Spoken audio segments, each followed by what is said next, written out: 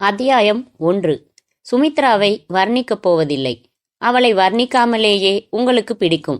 சிலருக்கு அழகு முகத்தில் தெரியாது. ஒரே ஒரு வார்த்தை பேசும்போது தெரிந்துவிடும். ஒரே ஒரு பார்வை பார்க்கும்போது தெரிந்துவிடும்.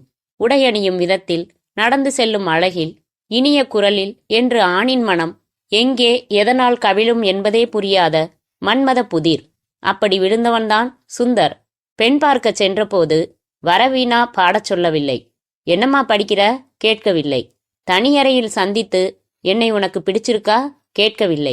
குனிந்த தலை நிமிராமல் இருந்தவளை பார்த்த வினாடியே அவனுக்குள் மாங்கல்யம் தந்துநானே ஒலிக்கத் தொடங்கிவிட்டது. இங்கிருந்து கதையை ஃபாஸ்ட் ஃபார்வர்ட் செய்து 1 வருடம் கடந்து வந்தோம் என்றால், சுமித்ரா காப்பி கொண்டு வந்தபோது சுந்தர் டீபாய் மேல் பெரிய நீல் செவ்வக கட்டிட வரைபடத்தை விரித்து வைத்துக்கொண்டு தொலைபேசியில் பேசிக்கொண்டிருந்தான். 2 விரல்களுக்கு நடுவில் பென்சில் ஆடியது. சார், ஸ்டோர் ரூமை பெருசு பண்ணணும்னு கேட்டா பூஜை அறைய 2 அடி குறைக்க வேண்டியிருக்கும். பரவாயில்லையா? நீங்க எப்படி சொல்றீங்களோ அப்படி நான் கட்டி கொடுத்துடுவேன். ஆனா இது லேடிஸ் சமாச்சாரம். உங்க ஒய்ஃபை கன்சல்ட் பண்ணிட்டு சொல்லுங்க, அவசரம் இல்ல. வைத்தான். காப்பியை வாங்கி கொண்டான். அட்வைஸ் எல்லாம் மற்றவங்களுக்கு மட்டும்தானா என்றாள். ஏன், எத்தனை விஷயங்கள்ல நீங்க என்ன கன்சல்ட் பண்றீங்களாக்கும். எதுல பண்ணல சுமி? எந்த விஷயத்துல பண்ணியிருக்கீங்கன்னு சொல்லுங்க. சொல்லவா என்று காப்பி கோப்பையை வைத்துவிட்டு அவள் இடுப்பில் 2 கைகளையும் வைத்து இழுத்தான். சரி சரி போதும். விலகி கொண்டாள். டிரைவர் வரான். டிரைவர் அருள் உள்ளே வந்து, பெட்ரோல் போட்டுட்டு வந்துட்டேன் சார் என்றான் பவ்யமாக. சுந்தர் பிளானை எடுத்து பிரீஃப் கேஸில் போட்டு மூடி அவனிடம் நீட்ட, அதை அவன் முதலமைச்சர் வழங்கும் இஸ்திரி பெட்டியைப் போல பயபக்தியுடன் வாங்கி கொண்டு சென்றான். சுந்தர் எழுந்து கொண்டு, நான் புறப்படட்டுமா? லஞ்சுக்கு வருவீங்களா இல்லை கொடுத்து அனுப்பணுமா? இன்னைக்கு வால்மீகி நகர் சைட்டில் 2nd ஃப்ளோர் கான்கிரீட் போடுறோம் சுமி. மத்தியானம் அங்கே தான் இருப்பேன். வண்டி அனுப்புகிறேன். சாப்பாடு கொடுத்து அனுப்பிச்சிடு. அங்கே சிமெண்ட் தூசிக்கு நடுவில் உட்காந்து சாப்பிடணுமா? வந்து சாப்பிட்டுட்டு போயிடுங்களேன். நான் மட்டும்தான் சாப்பிட்றேன்னா நூற்றுக்கணக்கான தொழிலாளிங்க அங்கே சாப்பிடலையா? அது சரி, அவங்களுக்காக அவங்கவுங்க பொண்டாட்டிங்க தான் கவலைப்பட முடியும். நான் உங்களை பற்றி மட்டும்தான் கவலைப்பட முடியும்.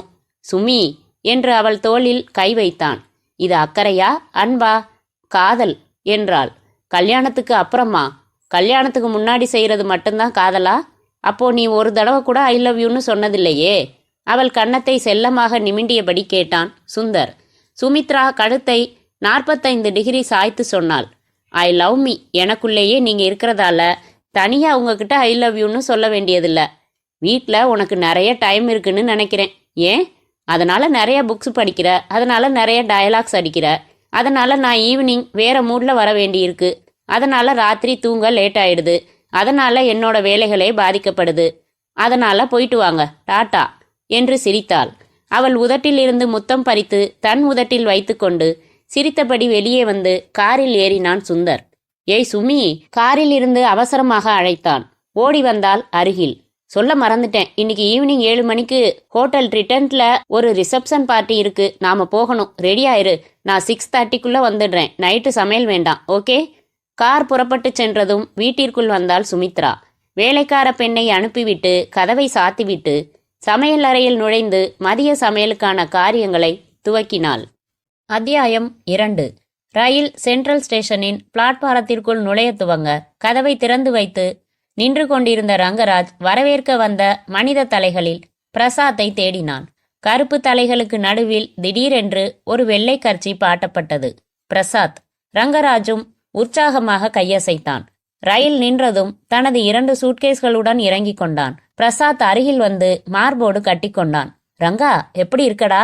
நல்லா இருக்கே. அப்புறம் என்னத்துக்கு தாடி? தாடி வச்சவனெல்லாம் சோகமானவன்னு அர்த்தமா? நமக்கு கொஞ்சம் டொங்கு கண்ணம், அதை மறைக்கலாமேன்னு தான் தாடி. நீ எப்படி இருக்க பிரசாத்? Fine, very fine. போன வாரம் எனக்கு ஆண் குழந்தை பிறந்திருக்காரங்கா. கங்க்ராச்சுலேஷன்ஸ். 2 பேரும் வெளியே நடக்க துவங்கினார்கள். டெலிவரி எங்க? மெட்ராஸ்ல தானே? இல்ல, சின்னமனூர்ல அவ அம்மா வீட்டில தான். அப்போ வீட்டில் நீ மட்டும்தான் இருக்கியா? ஆமா, உன் விதி. என் சமையலைத்தான் நீ சகிச்சுக்கிட்டு சாப்பிட்டாகணும். பிரசாத் தனது ஸ்கூட்டரை ஸ்டார்ட் செய்ய பின்புறம் அமர்ந்து கொண்டான். ரங்கராஜ் புறப்பட்டான். நாம பார்த்து 2 வருஷம் இருக்காது ரங்கா? இருக்கும். டெல்லியில எங்க இருந்த? டாக்டர் வருண் தேசாய் நர்சிங் ஹோம்ல 1.5 வருஷம் இருந்தேன். அவர் வீட்டில் 6 மாசம் இருந்தேன். எனக்கு சுத்து வழியில சித்தப்பா முறை வரும். ஆனா அவர் எனக்கு சித்தப்பா இல்ல, காட்ஃபாதர், கடவுள். இப்போ கம்ப்ளீட்டா விட்டுட்டியாரங்கா? 100%. அவ்வளவு சுலபமா? இல்ல, கஷ்டம்தான். ட்ரீட்மெண்ட் 2ஆம் பட்சம் பிரசாத். மனப்பயிற்சி தான் அடிப்படையில். பவர் வேணும். எனக்கு கொஞ்சம் இருந்தது. அவர் அதை ஊதி ஊதி பெருசா வளர்த்தாரு. நீ இப்படி பேசி கேட்க ரொம்ப சந்தோஷமா இருக்குறாங்க. உனக்காக உன் அண்ணனை விட அதிகமா கவலைப்பட்டவன் நான் தான். அண்ணனை பத்தி பேசாத ராஸ்கல். என்னோட வீக்னஸை எவ்வளவு கேவலமா சம்மந்தப்படுத்தி பார்த்தான் தெரியுமா? ஒத்துக்கிறேன், நான் அன்னைக்கு ஒரு பொறுக்கியா தான் இருந்தேன். போதை என்ன ஆட்டி படைச்சது. போதை மருந்து வாங்குறதுக்காக வீட்டில் திருடினதெல்லாம் வாஸ்தவம். ஆனா வழி தவறி போன என்ன எப்படி வழிக்கு கொண்டு வரலாம்னு யோசிக்காம எப்படி கழிச்சு கட்டலாம்னு யோசிச்சவன் அவன். கொற்ற மலையில என்னை வீட்டை விட்டு வெளியில போடான்னு சொன்னான். இல்ல, இனிமே நான் இந்த பழக்கங்களை விட்டுடுறேன்னு கெஞ்சினேன். நான் ஊர்ல இல்லாதப்ப போதையில அண்ணி மேல கைய வச்சுட்டா என்ன செய்யறதுன்னு நாக்கு கூசாம கேட்டான். சீ போடான்னு வெளியில வந்தேன். யார் என்ன புரிஞ்சுப்பாங்கன்னு நினைச்சேனோ அவளும் என்ன உதறிட்டா. அப்புறம்தான் புறப்பட்டு டெல்லி போனேன். ராஜா அண்ணாமலைபுரத்தில் தன் வீட்டு வாசலில் ஸ்கூட்டரை நிறுத்தினான் பிரசாத். சாவி போட்டு பூட்டை திறந்தான். இருவரும் வீட்டிற்குள் வந்தார்கள். குளிச்சிடுறியாரங்கா? இருக்கட்டும். நீ அப்புறம் அவளை பாத்தியா பிரசாத்? யார? நான் யார கேட்குறேன்னு உனக்கு தெரியும். குளிச்சுட்டு வந்துடேன், சாப்பிட்டுக்கிட்டே பேசலாம். முதல்ல பதில் சொல்லு. பிரசாத் எச்சில் விழுங்கினான். ரங்கா, நீ டெல்லி போனது எனக்கு தெரியாது இல்லையா? உனக்கு மட்டும் இல்ல, யாருக்குமே தெரியாது.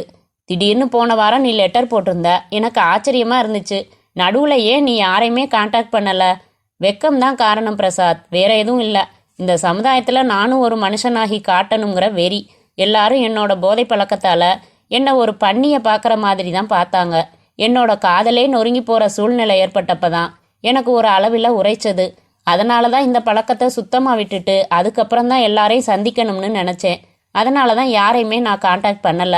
சொல்லு, அவளை பாத்தியா? உட்காரு ரங்கா என்று அவனை சோஃபாவில் உட்கார வைத்து அருகில் அமர்ந்தான் பிரசாத். இப்போ எனக்கு கல்யாணமாகி குழந்தையும் பிறந்துட்ட விஷயம் உனக்கு தெரியவே இல்லதானே? ஆமா. 2 வருஷத்துல இது என்கிட்ட ஏற்பட்ட மாற்றங்கள் இல்லையா? ஆமா. 2 வருஷத்துக்கு முன்னாடி கஞ்சா பெத்தடின்னு பைத்தியமா அலைஞ்சுக்கிட்டு இருந்த நீ இப்போ 100% அதையெல்லாம் விட்டுட்டு புது மனுஷனா வந்திருக்கிறதா சொல்ற. இது இந்த 2 வருஷத்துல உன்கிட்ட ஏற்பட்ட மாற்றங்கள் இல்லையா? ஆமா. அதே மாதிரி 2 வருஷத்துல அவளோட வாழ்க்கையிலையும் மாற்றங்கள் ஏற்பட்டிருக்க வாய்ப்பு இருக்குதானே ரங்கா? என்ன சொல்ற நீ? பிரசாத் எழுந்து கொண்டான். ஜன்னலை நோக்கி நடந்தான். ரங்கராஜின் முகம் பார்த்து பேச தைரியம் இல்லாமல் ஜன்னலின் திரையை விலக்கி வெளியே பார்த்தபடி சொன்னான். உன்னோட சுமித்ராவுக்கு போன வருஷம் கல்யாணம் ஆயிடுச்சு ரங்கா. நோ, அலறினான் ரங்கராஜ். நோ, நீ பொய் சொல்ற. நான் நம்ப மாட்டேன். சுமித்ரா எனக்கு துரோகம் செய்ய மாட்டா. அவ என்ன லவ் பண்ணினா, எனக்காக காத்திருக்கிறதா சொன்னா. அவளால இன்னொருத்தனை தன் கணவனா நினைச்சு பார்க்க கூட முடியாது. ரங்கராஜ் எழுந்து வந்து பிரசாத்தின் தோளை வேகமாக தன் பக்கம் திருப்பி, என் முகத்தை பார்த்து சொல்லு, சும்மா விளையாட்டுக்காகத்தானே சொன்ன என்றான் தவிப்புடன். இல்ல ரங்கா, இது விளையாடுற விஷயமும் இல்ல, உண்மையை மறைக்க வேண்டிய விஷயமும் இல்ல. நான் சொன்னது உண்மை. ரங்கராஜ் நொறுங்கி போய் நாற்காலியில் விழுந்தான். அத்தியாயம் 3. சமையல் வேலைகளை செய்துவிட்டு படுக்கையறைக்கு வந்தாள் சுமித்ரா. கலைந்து கிடந்த பொருள்களை சரி செய்துவிட்டு காலை செய்தித்தாளை எடுத்து கட்டில் மேல் பரப்பி வைத்து கொண்டு படிக்க துவங்கினாள். படித்து முடித்ததும் மடக்கி வைத்துவிட்டு வீடியோவில் ஆங்கில படம் ஒன்றை போட்டுவிட்டு வந்து சாய்வு நாற்காலியில் அமர்ந்து கொண்டாள். 10 நிமிடங்களில் வாசல் அழைப்பு மணி ஒலித்தது. படத்தை நிறுத்திவிட்டு ஹாலை கடந்து வாசல் கதவை திறந்து தன் வாழ்நாளில் உயர்ந்த அதிர்ச்சியை உணர்ந்தாள். சலபன் காகிதம் சுற்றின மலர் பொக்கேயுடன் நின்று கொண்டிருந்தான் ரங்கராஜ். நான் உள்ள வரலாமா? பொம்மை போல நகர்ந்து நின்று வழிவிட்டாள். ரங்கராஜ் இயல்பாக உள்ளே வந்து செருப்புகளை ஓரமாக கலற்றி போட்டுவிட்டு பூங்கொத்தை நீட்டினான். My hearty wishes for your happy married life நடுங்கும் விரல்களுடன் வாங்கி கொண்டாள். ரங்கராஜ் சென்று சோஃபாவில் அமர்ந்தான். பூங்கொத்தை ரெஃப்ரிஜரேட்டர் மேல் வைத்துவிட்டு மெதுவாக அவன் எதிரில் வந்து நின்றாள். என்ன சுமித்ரா, அப்படியே திகைச்சு போயிட்ட? உக்காரு. அமர்ந்தாள். எச்சில் விழுங்கி கொண்டாள். என்னை பார்த்ததுல ரொம்ப அதிர்ச்சியா இருக்கா? முதல்ல என்ன அட்லீஸ்ட் ஞாபகம் இருக்கா உனக்கு? Anyway, let me introduce my self. நான் ரங்கராஜ், உன்னோட மாஜி காதலன். உன்னோட காதலுக்காகவே என்ன புதுப்பிச்சுக்கிட்டு வந்து இப்போ ஏமாந்து போய் நிக்கிற ஒரு பைத்தியக்காரன். ரங்கா என்றாள். My goodness, you remember me? Ranga, இத்தனை நாள் எங்கே இருந்தீங்க? டெல்லியில், என் சித்தப்பா வீட்டில்.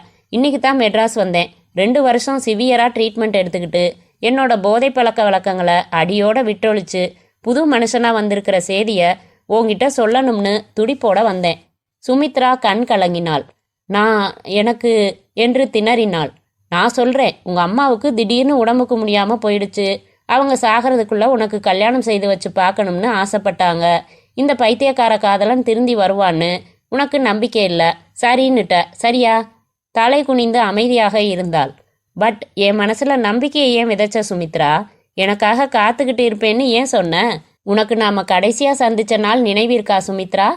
அரைக்கதவை திறந்து கொண்டு ஆவேசமாக உள்ளே வந்தாள் சுமித்ரா. கட்டிலில் வெற்று மார்புடன் படுத்திருந்த ரங்கராஜ் அவசரமாக எழுந்து கொண்டு கொடியிலிருந்து துண்டு உருவி போட்டுக்கொண்டான். சுமித்ரா, உட்காரு. நான் உட்கார வரல. நேத்து ராத்திரி என்ன நடந்துச்சு? எதுவும் நடக்கலையே. பொய் சொல்லாதீங்க ரங்கா. நேத்து எல்டாம்ஸ் ரோட்ல இருந்து உங்களை பொறுக்கி எடுத்துக்கிட்டு வந்து ரூம்ல போட்டிருக்காங்க. அது எல்டாம்ஸ் ரோடா என்றான் பார்வையை தாழ்த்தி கொண்டு. எனக்கு போன வாரம் செஞ்சு கொடுத்த சத்தியத்துக்கு என்ன அர்த்தம்? அமைதியாய் நிலம் நோக்கினான். சொல்லுங்க, என் முகத்தை பார்த்து சொல்லுங்க. என்ன சொல்லணும் சுமித்ரா? நீங்க என்ன லவ் பண்றது உண்மையா பொய்யா? உண்மைக்கு மேல வேற ஏதாச்சும் வார்த்தை இருந்தா அது. உங்களுக்கு நான் வேணுமா வேணாமா? வேணும். என் ஆயுசு பூரா வேணும். அப்படின்னா நீங்க உங்களை முழுசா மாத்திக்கிட்டாகணும். இது எல்லாத்தையும் மறந்தாகணும். இந்த நிமிஷத்துல இருந்து நிறுத்தியாகணும். சுமி, உடனே நிறுத்துறதுனா கஷ்டம். எனக்கு மட்டும் என்ன இதை வேண்டுதலாவா செய்றேன்? சனியம் பிடிச்ச இந்த பழக்கத்தை விட்டுடணும்னு பல தடவை முயற்சி பண்ணிட்டேன். ஆனா நரம்புக்கு பழகிடுச்சு. என் மனச உடம்பு ஜெயிச்சிடுது. ரொம்ப பலவீனமா ஒடுங்கி போயிடுது மனசு. அப்படின்னா என்ன மறந்துடுங்க. சுமித்ரா, ப்ளீஸ் அது மட்டும் சொல்லாத. எனக்கு அன்புக்கு அர்த்தம் சொல்லிக்கிட்டு இருக்கிற ஒரே ஜீவன் நீந்தான். நான் சுத்தமா மாறிடுறேன். எனக்கு கொஞ்சம் அவகாசம் கொடு சுமித்ரா. சரி, எத்தனை நாள்? நாள் கணக்கில் முடியாது. சில மாதங்களாவது ஆகும். கொஞ்சம் கொஞ்சமாக தான் நிறுத்திக்க முடியும். ரைட், அப்போ இப்படி வச்சுக்கலாம். எப்படி? இன்னைக்கு சந்திக்கிறது தான் நம்ம கடைசி சந்திப்பு. சுமித்ரா, இருங்க, நான் முடிச்சிடுறேன். அடுத்த தடவை நீங்க என்ன சந்திக்கிறதா இருந்தா அப்போ இந்த பழக்கங்களை கம்ப்ளீட்டா கைவிட்டு ஒரு புது மனுஷனா தான் என்ன பார்க்கணும். அதுக்கு உங்களுக்கு எத்தனை மாசம் அவகாசம் வேணும்னாலும் எடுத்துக்கங்க. என்னை சீக்கிரம் சந்திக்கணும்னு துடிப்பீங்க. அந்த துடிப்பே உங்களை சீக்கிரமா பழக்கத்தை நிறுத்த வைக்கும். ஓகே? ஓகே என்றான் உறுதியாக. அடுத்த தடவை உன்னை சந்திச்சா அப்போ புது மனுஷனாத்தான் சந்திப்பேன் சுமித்ரா. ஆனா அது வரைக்கும், அது எத்தனை வருஷமானாலும் சரி, உங்களை சந்திக்கிறதுக்காக உங்க சுமித்ரா நம்ம காதல் நினைவுகளை சுமந்துக்கிட்டு காத்துக்கிட்டு இருப்பாருங்க. எத்தனை வருஷமானாலும் காத்துக்கிட்டு இருப்பேன்னு சொன்னீங்க சுமித்ரா என்றான் ரங்கராஜ். அவள் விழிகளில் இருந்து 2 சொட்டு கண்ணீர் உதிர்ந்தன. சொன்னபடி நான் இப்போ மறுபடி உன்னை சந்திக்கிறப்ப புது மனுஷனா மாறி வந்திருக்கேன். ஆனா எந்த காதலுக்காக நான் பிடிவாதமா என்ன மாத்திக்கிட்டேனோ இப்ப அந்த காதல் எனக்கு பொய்யா போயிடுச்சே சுமித்ரா.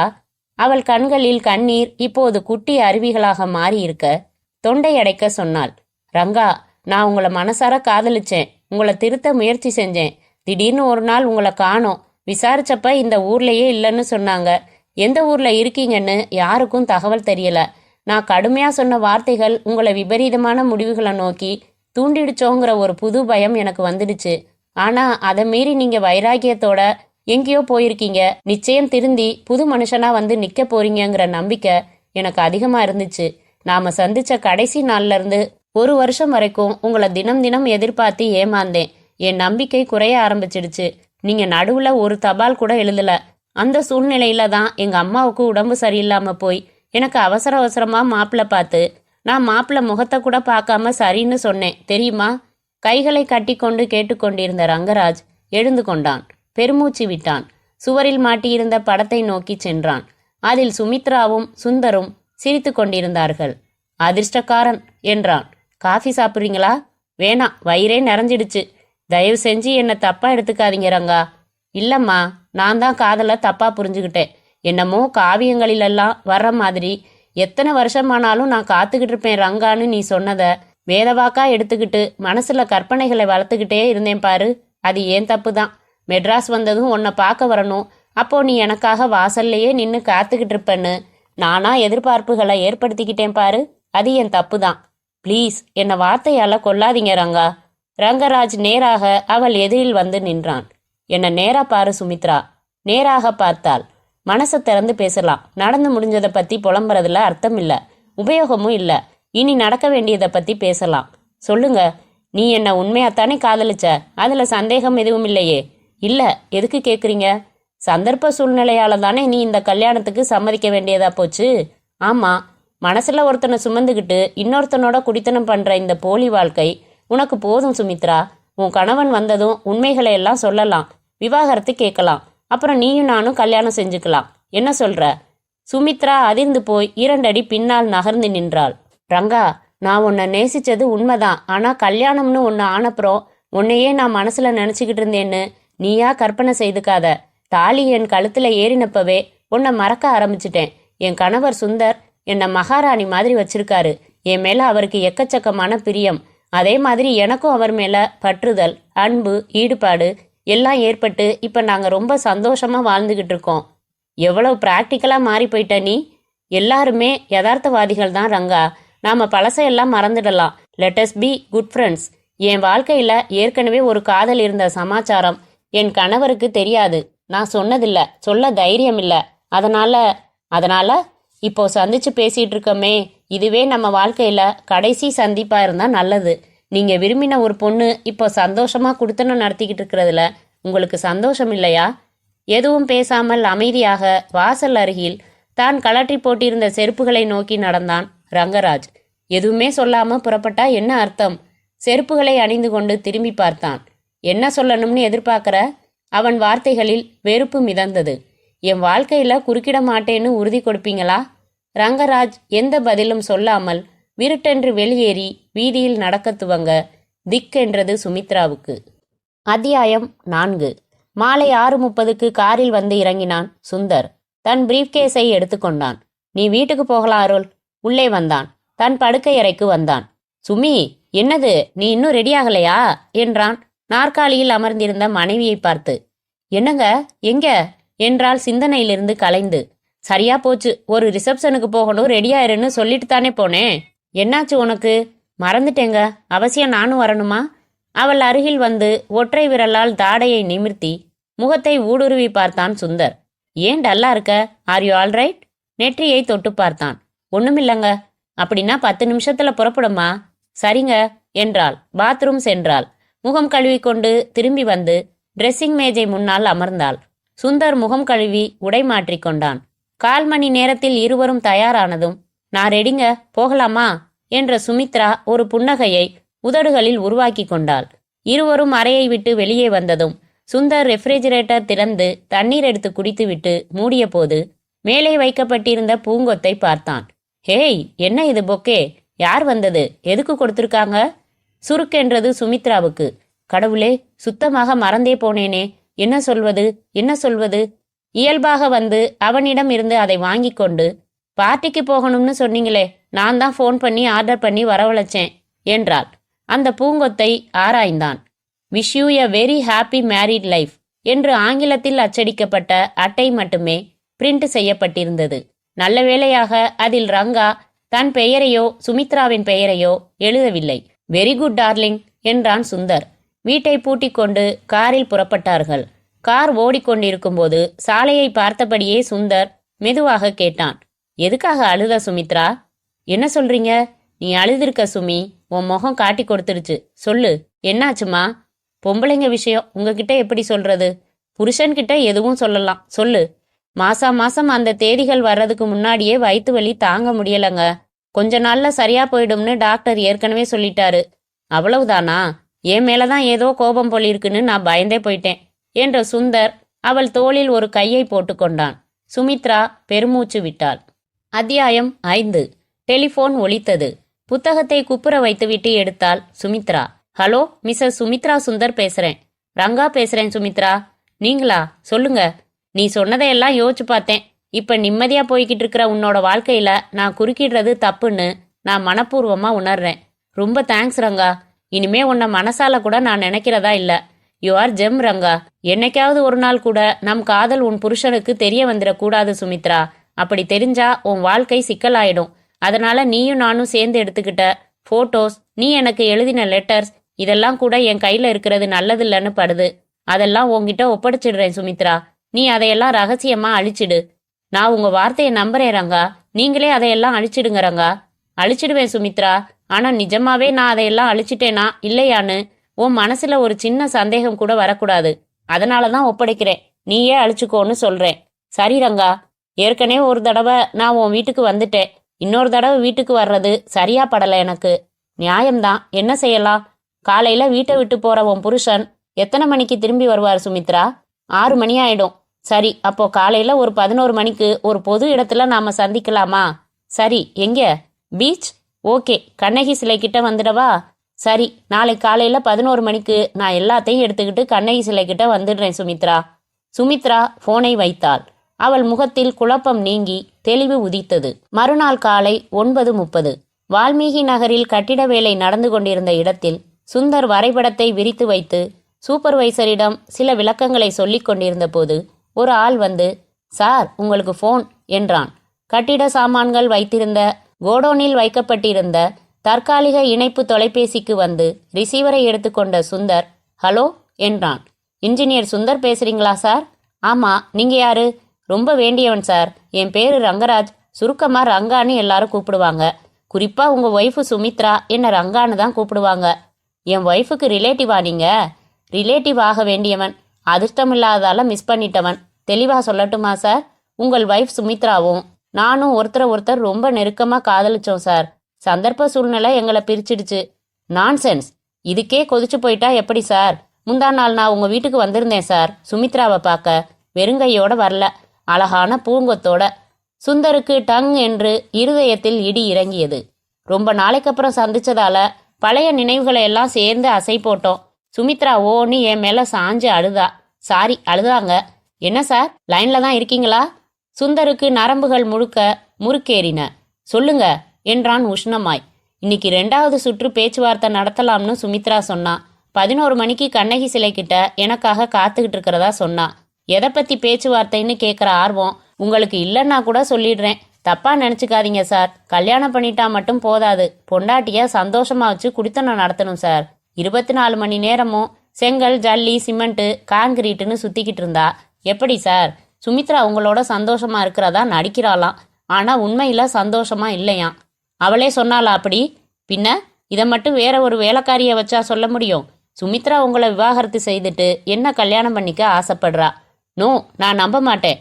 வேணாம், நம்ப வேணாம். ஆனாலும் நான் சொல்ல வந்ததையெல்லாம் சொல்லிடுறேன். லைனை மட்டும் கட் பண்ணிடாதீங்க ப்ளீஸ். என்ன சொல்லணும்? சார், எனக்கு சுமித்ரா மேலே இப்போவும் கொள்ளை ஆசை உண்டு. ஆனால் விவாகரத்து மேலே எனக்கு நம்பிக்கை இல்லை. ஏதோ காதலிச்சோம், சேர முடியல. அதுக்காக இப்போ கல்யாணமாகி செட்டில் ஆனப்புறம் அந்த இல்லறத்தை உடைக்கிறது பாவம்னு எனக்கு படுது. அதனால சுமித்ராவை சந்திக்கிறதுக்காக நான் கண்ணகி சிலைக்கு போக போறதில்ல.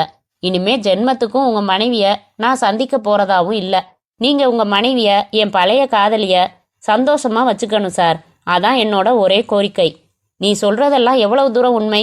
சுமித்ராவுக்கு தாலி கட்டினது நீங்க தாங்கிறது உண்மைன்னா, அவளை நான் காதலிச்சதும் சந்திச்சதும் இன்னைக்கு சந்திக்க திட்டம் போட்டதும் உண்மை. எனக்கு சுமித்ரா எழுதின லெட்டர்ஸ் எல்லாம் இன்னைக்கு தபால்ல உங்களுக்கு போஸ்ட் பண்ணியிருக்கேன். அதையெல்லாம் படிச்சுட்டு எரிச்சிடுங்க சார். நான் உங்களுக்கு ஃபோன் செஞ்சு பேசினதை சுமித்ரா கிட்ட சொல்ல வேணாம். அவளை சந்தோஷமா வச்சுக்கங்க சார். எனக்கு அது போதும் சார், வச்சிடுறேன். எதிர்முனை துண்டிக்கப்பட்டதும் தோய்ந்து போய் நாற்காலியில் அமர்ந்தான் சுந்தர்.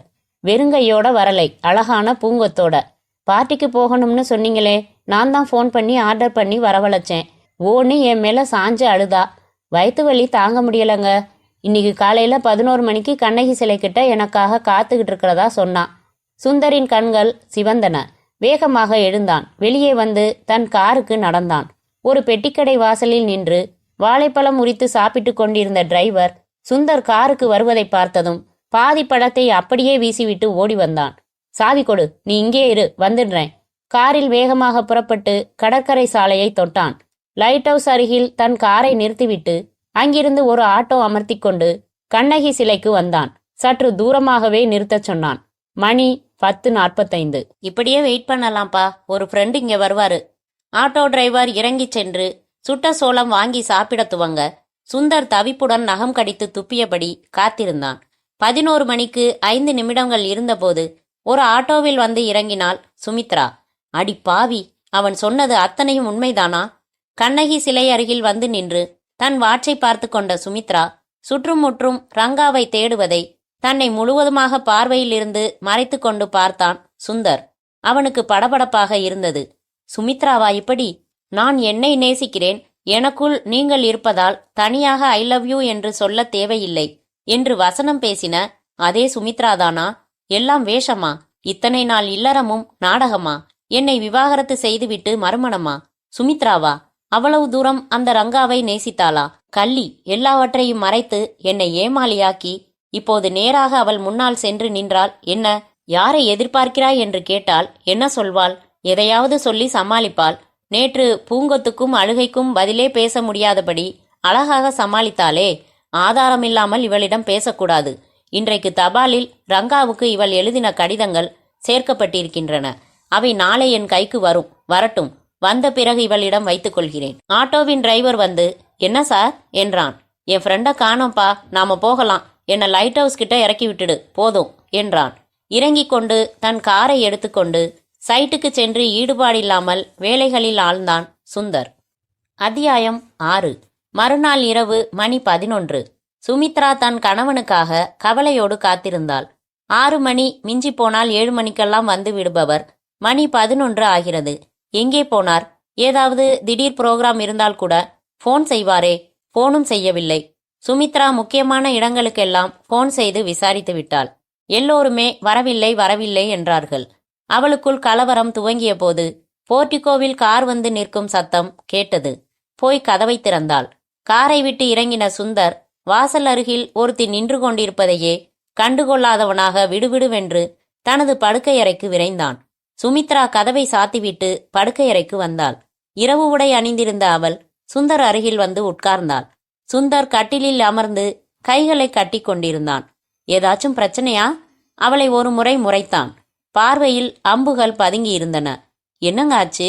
மேலும் அருகில் நெருங்கி அமர்ந்தபோது லேசாக மதுவின் நெடியை உணர்ந்தாள். குடிச்சிருக்கீங்களா? நீ என்ன கேள்வி கேட்க வேணாம். நான் தான் இப்போ உன்னை கேள்வி கேட்க போறேன். எதையும் மறைக்காம பதில் சொல்லு. ரங்கா யாரு என்றான். அந்த கேள்வி சம்மட்டி அடியாக அவளுக்குள் இறங்கியது. உடனே வியர்வை சுரப்பிகள் வேகமாக இயங்க துவங்கின. காட்சி கலங்கியது. உடல் முழுக்க மெதுவாக நடுங்கியது. சொல்லுடி, யாரு ரங்கா? உதடுகளை ஈரப்படுத்தி கொண்டாள். எச்சில் விழுங்கினாள். வந்துங்க, கொஞ்ச நாளாவே நானே சொல்லணும்னு இருந்தேன். கொஞ்சம் அமைதியா இருந்தா நிதானமா ஆரம்பிச்சு எல்லாம் சொல்றேங்க என்றாள். நீயும் அவனும் காதலிச்சத கை கோர்த்துக்கிட்டு ஊர் முழுக்க சுத்தினதையெல்லாம் நீ எதுவும் சொல்ல வேண்டியதில்ல. அதையெல்லாம் விபரமா நானே படிச்சுட்டேன். என்ன புரியலையா? அதான் உன் ஆசை காதலனுக்கு நீ பக்கம் பக்கமா எழுதின லவ் லெட்டர்ஸ் ஒன்னு விடாம அத்தனையும் படிச்சுட்டேன். அதிர்ந்து போய் மௌனமாக இருந்தாள் சுமித்ரா. சுந்தர் எழுந்தான். மேஜையின் ராயரை சாவி போட்டு திறந்து உள்ளிருந்து கற்றை கற்றையாக கடிதங்களை எடுத்தான். பாரு, இதெல்லாம் நீ எழுதினதுதானான்னு பாரு. அவள் முகத்தை நோக்கி வீசினான். கடிதங்கள் அறை முழுவதும் சிதறி பரவின. குனிந்து பார்த்தாள். அத்தனையும் அவள் ரங்காவுக்கு எழுதின கடிதங்கள்தான். போனில் சொன்னபடி கடிதங்களை ஒப்படைக்க ரங்கா கண்ணகி சிலை அருகே காத்திருக்க சொல்லிவிட்டு வராமல் போன போதே ஏதோ விபரீதமாக செயல்பட போகிறான் என்று எதிர்பார்த்ததுதான். தப்பு செய்துவிட்டேன். ரங்காவை நம்பிவிட்டேன். அவன் பழிவாங்கும் உணர்வோடு என் கணவரிடம் எல்லாம் சொல்லி கடிதங்களை ஒப்படைப்பான் என்று எதிர்பார்க்கவே இல்லை. நான் முந்திக் கொண்டிருக்க வேண்டும். இவரிடம் இதமாக பதமாக எல்லாவற்றையும் நானாக சொல்லி இருக்க வேண்டும். இப்போது என்ன சமாதானம் சொன்னாலும் எடுபடாது. இவரின் ஆத்திரமும் கோபமும் நியாயமானதுதான். ஆனால் நான் அதை எப்படி போக்கப் போகிறேன்? என்னடி கையும் களவுமா மாட்டிக்கிட்டமேன்னு முழிக்கிறியா? இதோ பாருங்க, நான் ரங்காவை காதலிச்சது உண்மைதான். ஆனா எப்போ என் கழுத்துல நீங்க தாலி கட்டினீங்களோ அந்த நிமிஷத்துல இருந்து உங்களை நான் தெய்வமா மதிச்சுக்கிட்டு இருக்கேன். என் மனசுல அதுக்கப்புறம் நீங்க மட்டும்தான். சுந்தர் கை தட்டினான். சபாஷ், எப்பவுமே டயலாக் பேசுறதுல நீ ரொம்ப கெட்டிக்காரி தான் சுமித்ரா. ஆனா என்ன முழு முட்டாள்னு நினைச்சியே, அதான் பெரிய தப்பு என்றான். அவள் அருகில் வந்தான். ஏண்டி, உனக்கு விவாகரத்து வேணுமா? சட்டென்று அவள் கன்னத்தில் அரைந்தான். நெருப்பு சுட்டது போல சுல்லென்று வலித்தது. உடனே கண்ணீர் ததும்பியது. என்ன டிவோர்ஸ் செய்துட்டு உன் ஆசை காதலனை 2ஆம் கல்யாணம் பண்ணிக்க பொறியாடி வெக்கங்கட்டவளே. ஐயோ, அப்படியெல்லாம் யார் சொன்னது? ஷூ, பேசாத, நீ எதுவும் பேசாத. உன் நினைப்பு நடக்க போறதில்லடி. உனக்கு இனிமே தினம் தினம் சித்திரவதை தான். என் மனசுல ஏற்பட்ட ரணம் ஓ மனசுலையும் ஏற்படணும், உடம்புலையும் ஏற்படணும் என்ற சுந்தர் ஒரு சிகரெட்டை பற்ற வைத்து கொண்டான். லைட்டரின் ஜுவாலையை அணைக்காமல் அவளை நெருங்கினான். ஐயோ வேணாங்க, உனக்கு அழகா இருக்கிறதுனால தானே திமிரு இல்ல? அவள் முகத்தை நோக்கி தீ ஜுவாலையை நீட்ட சுமித்ரா அவசரமாக தலையணையை எடுத்து தன் முகத்திற்கு முன்பாக பிடித்து கொண்டு பதறினாள். நீங்க தயவு செஞ்சு பொறுமையாருங்க, என்ன பேச விடுங்க. லைட்டரை அணைத்து மேஜை மேல் வீசிவிட்டு தலையணையை பிடுங்கி வீசினான். பலார் பலார் என்று 2 கன்னங்களிலும் கை ஓயும் வரை அரைந்தான். வலி தாங்காமல் சுமித்ரா கத்த துவங்க ஒரு எல்லையில் கை சோர்ந்து அடிப்பதை நிறுத்தி அவளை பிடித்து கீழே தள்ளினான். சுமித்ரா அழுக்கு துணியாக சென்று விழுந்தாள் சுவர் ஓரமாக. இனிமே நீ நிம்மதியா மட்டும் இருக்க முடியாதுடி சண்டாளி. சுந்தர் ஆஸ்ட்ரேயில் வைத்த சிகரெட்டை எடுத்துக்கொண்டு படபடப்பு தணியாமல் அறையை விட்டு வெளியேறினான். ஹாலில் இருந்த சோஃபாவில் வந்து விழுந்தான். அரைந்ததில் கை சிவந்திருந்தது, எரிந்தது. எழுந்தான். ரெஃப்ரிஜரேட்டர் திறந்து ஒரு பாட்டில் தண்ணீரையும் நிறுத்தாமல் குடித்து முடித்ததும் மனம் கொஞ்சம் ஆசுவாசப்பட்டது. தன் கைகளை பார்த்து கொண்டான். எனக்குள் இவ்வளவு மிருகத்தனம் ஒளிந்திருக்கிறதா? என் வாழ்வில் இதுவரை யாரையுமே நான் கை நீட்டி அடித்ததில்லை. சைட்டில் வேலை பார்க்கும் தொழிலாளர்கள் யாராவது திருடிவிட்டு மாட்டிக்கொள்வார்கள். அப்போதெல்லாம் திட்டுவதோடு சரி, வேலையை விட்டு நிறுத்துவதோடு சரி. இப்படி போட்டு அடித்ததில்லை. ஆனால் இந்த துரோகம், நம்ப வைத்து கழுத்தறுக்கும் இந்த குறுக்கு புத்திக்கு தண்டனை வேண்டாமா? சரி, இந்த பிரச்சனைக்கு தீர்வு என்ன? சுமித்ரா திருமணத்திற்கு முன்பு ரங்காவை காதலித்ததில் எந்தவித சந்தேகமும் இல்லை. அவளும் மறுக்கவில்லை. இப்போது என்னை விட்டு செல்ல துடிக்கிறாள். விவாகரத்துக்கு பிறகு மணந்து கொள்ள ரங்காவுக்கு சம்மதமில்லை. துடிப்பெல்லாம் இவளுக்குத்தான். இனி இந்த சனியனோடு வாழ்வது இயலாது. முகத்தை பார்க்க பார்க்க எனக்கு ஆத்திரம் அதிகமாகும். இன்றைக்கு போலவே ஆத்திரத்தில் காட்டுத்தனமாக போட்டு அடிப்பேன். ஒரு நாள் வெறியோடு கொலையே செய்தாலும் செய்து விடுவேன். இந்த கழிசடையை தண்டிக்கிறேன் என்று என் வாழ்வையே நரகமாக்கிக் கொள்வதா? இவளை கொன்றுவிட்டு நான் ஜெயிலில் அல்லல் படுவதா? அது எனக்கு நானே கொடுத்து கொள்ளும் தண்டனை. அவளுக்கு இந்த இல்லறத்தில் நம்பிக்கை இல்லை. எனக்கு இனிமேலும் அவளுடன் வாழ இஷ்டமில்லை. அதனால் இந்த நிமிடமே வீட்டை விட்டு துரத்தி விடுவதுதான் நல்லது. எப்படியோ ஒழியட்டும். சுந்தர் தீர்மானத்திற்கு வந்தான். வேகமாக அறைக்குள் வந்து சுமித்ரா என்றான், அறையின் மூலையில் கந்தலாக கிடந்தவளை பார்த்து. அவள் நிமிர்ந்தும் பார்க்கவில்லை, பதிலும் பேசவில்லை. இதோ பாரு, இனிமே உன்னோட சேர்ந்து வாழ நான் தயாரா இல்ல. நீ எவன் கூட வேணும்னாலும் போய்க்கோ. இந்த நிமிஷமே நீ வீட்டை விட்டு வெளியில போயிடு. எந்திரி சொல்றேன். சுமித்ரா, உன்னைத்தான் சொல்றேன். நான் சொல்லிக்கிட்டே இருக்கேன் இல்ல? சுந்தர் கோபமாக வந்து முதுகு காட்டி கவிழ்ந்திருந்த சுமித்ராவை தோளை தொட்டு திருப்ப சுவரில் ஒரு வரி ரத்தம் வழிந்திருக்க, அவள் நெற்றியில் இருந்து ரத்தம் வடிந்து உறைந்திருக்க சுமித்ரா சர்வ நிச்சயமாய் இறந்து போயிருந்தாள். அத்தியாயம் 7. ஆஸ்திரேலியா இந்தியா ஒரு நாள் கிரிக்கெட் போட்டியின் தொகுப்பை டெலிவிஷனில் பார்த்து கொண்டிருந்தான் பரத். நாற்காலிக்கு அருகில் கீழே அமர்ந்திருந்தான் நாராயணன். சார், எனக்கு ரொம்ப நாளா ஒரு சந்தேகம். என்னப்பா? இந்த பக்கம் 3 குச்சி, அந்த பக்கம் 3 குச்சி நட்டு வச்சிருக்காங்க. 2 பேர் பேண்ட் வச்சிருக்காங்க. பேண்ட் போட்டிருக்காங்கன்னு சொல்லு. அது இல்ல சார், 2 பேர் மட்டும் கையில பேண்ட் வச்சிருக்காங்க பாருங்க. அது பேண்ட் இல்லடா, பேட்டு. அதான் அந்த 2 பேரும் பந்தை அடிச்சுட்டு குச்சிக்கு நடுவுலையே ஓடி ஓடி போயிட்டு வராங்க. ஆனா சுத்தி நிக்கிற மற்ற பேரெல்லாம் பந்தை துரத்திக்கிட்டு மைதானம் பூரா ஓடி போறாங்க. ஆமா, அதுக்கு என்ன? அதைத்தான் கேட்குறேன். இவங்களுக்கு ஒரு நியாயம், அவங்களுக்கு ஒரு நியாயமா? இவங்களும் கிரவுண்டு பூரா ஓட வேண்டியது தானே? மண்டு, அதெல்லாம் ஆட்டத்தோட விதிடா. மனுஷங்களுக்கு தான் விதியை சாக்கா சொல்றோம்னா விளையாட்டுல கூட விதி விளையாடுது பாருங்க.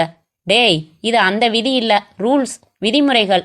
இப்படித்தான் அடிக்கணும், கோட்டுக்குள்ள நிக்கணும், இதுக்குள்ள ஓடணுங்கிறதெல்லாம் விதிமுறைகள். எல்லாரும் கடைபிடிச்சாகணும். எதுக்கு? வியாபாரம் பண்றதுக்கா? வியாபாரமா? ஏதோ கடைபிடிக்கணும்னு சொன்னீங்களே. மெட்ராஸ்ல பகடி கொடுத்து கடைபிடிக்கிறது சாதாரண விஷயமா? டேய், உனக்கு போய் விளக்கம் சொன்னேன் பாரு. வாயை முடிக்கிட்டு பாரு, இல்லன்னா போய் படு. நாராயணன் எழுந்து கொட்டாவி விட்டான். இவ்வளவு செலவு செஞ்சு விளையாட்டு நடத்துறாங்க. இன்னும் கொஞ்சம் கண்ணுக்கு பளிச்சுன்னு தெரியற மாதிரி ஃபுட்பால் கணக்கா பெரிய பந்தா போட்டு விளையாடக்கூடாது? பந்துல என்ன கஞ்சத்தனம்? நாராயணன் முனகிக்கொண்டே சென்று தன் பாயை எடுத்து உதறி விரிக்க பரத் தன் முன் மண்டையில் தட்டிக்கொள்ள டெலிஃபோன் ஒலித்தது. ஹலோ என்றான் பரத். பரத்? யா, சொல்லுங்க சார். நான் என்ஜினியர் சுந்தர் பேசுறேன். நாம சந்திச்சிருக்கோம், நினைவிருக்கா? நினைவிருக்கு. சொல்லுங்க சார். எனக்கு ரொம்ப அர்ஜென்ட்டா உங்க ஆலோசனை தேவைப்படுது. சொல்லுங்க சார். ஃபோன்ல சொல்ல முடியாது சார். அப்போ நேர்ல வரட்டுமா? நீங்க வர வேணாம், நான் உங்க வீட்டுக்கு வரலாமா? வாங்க.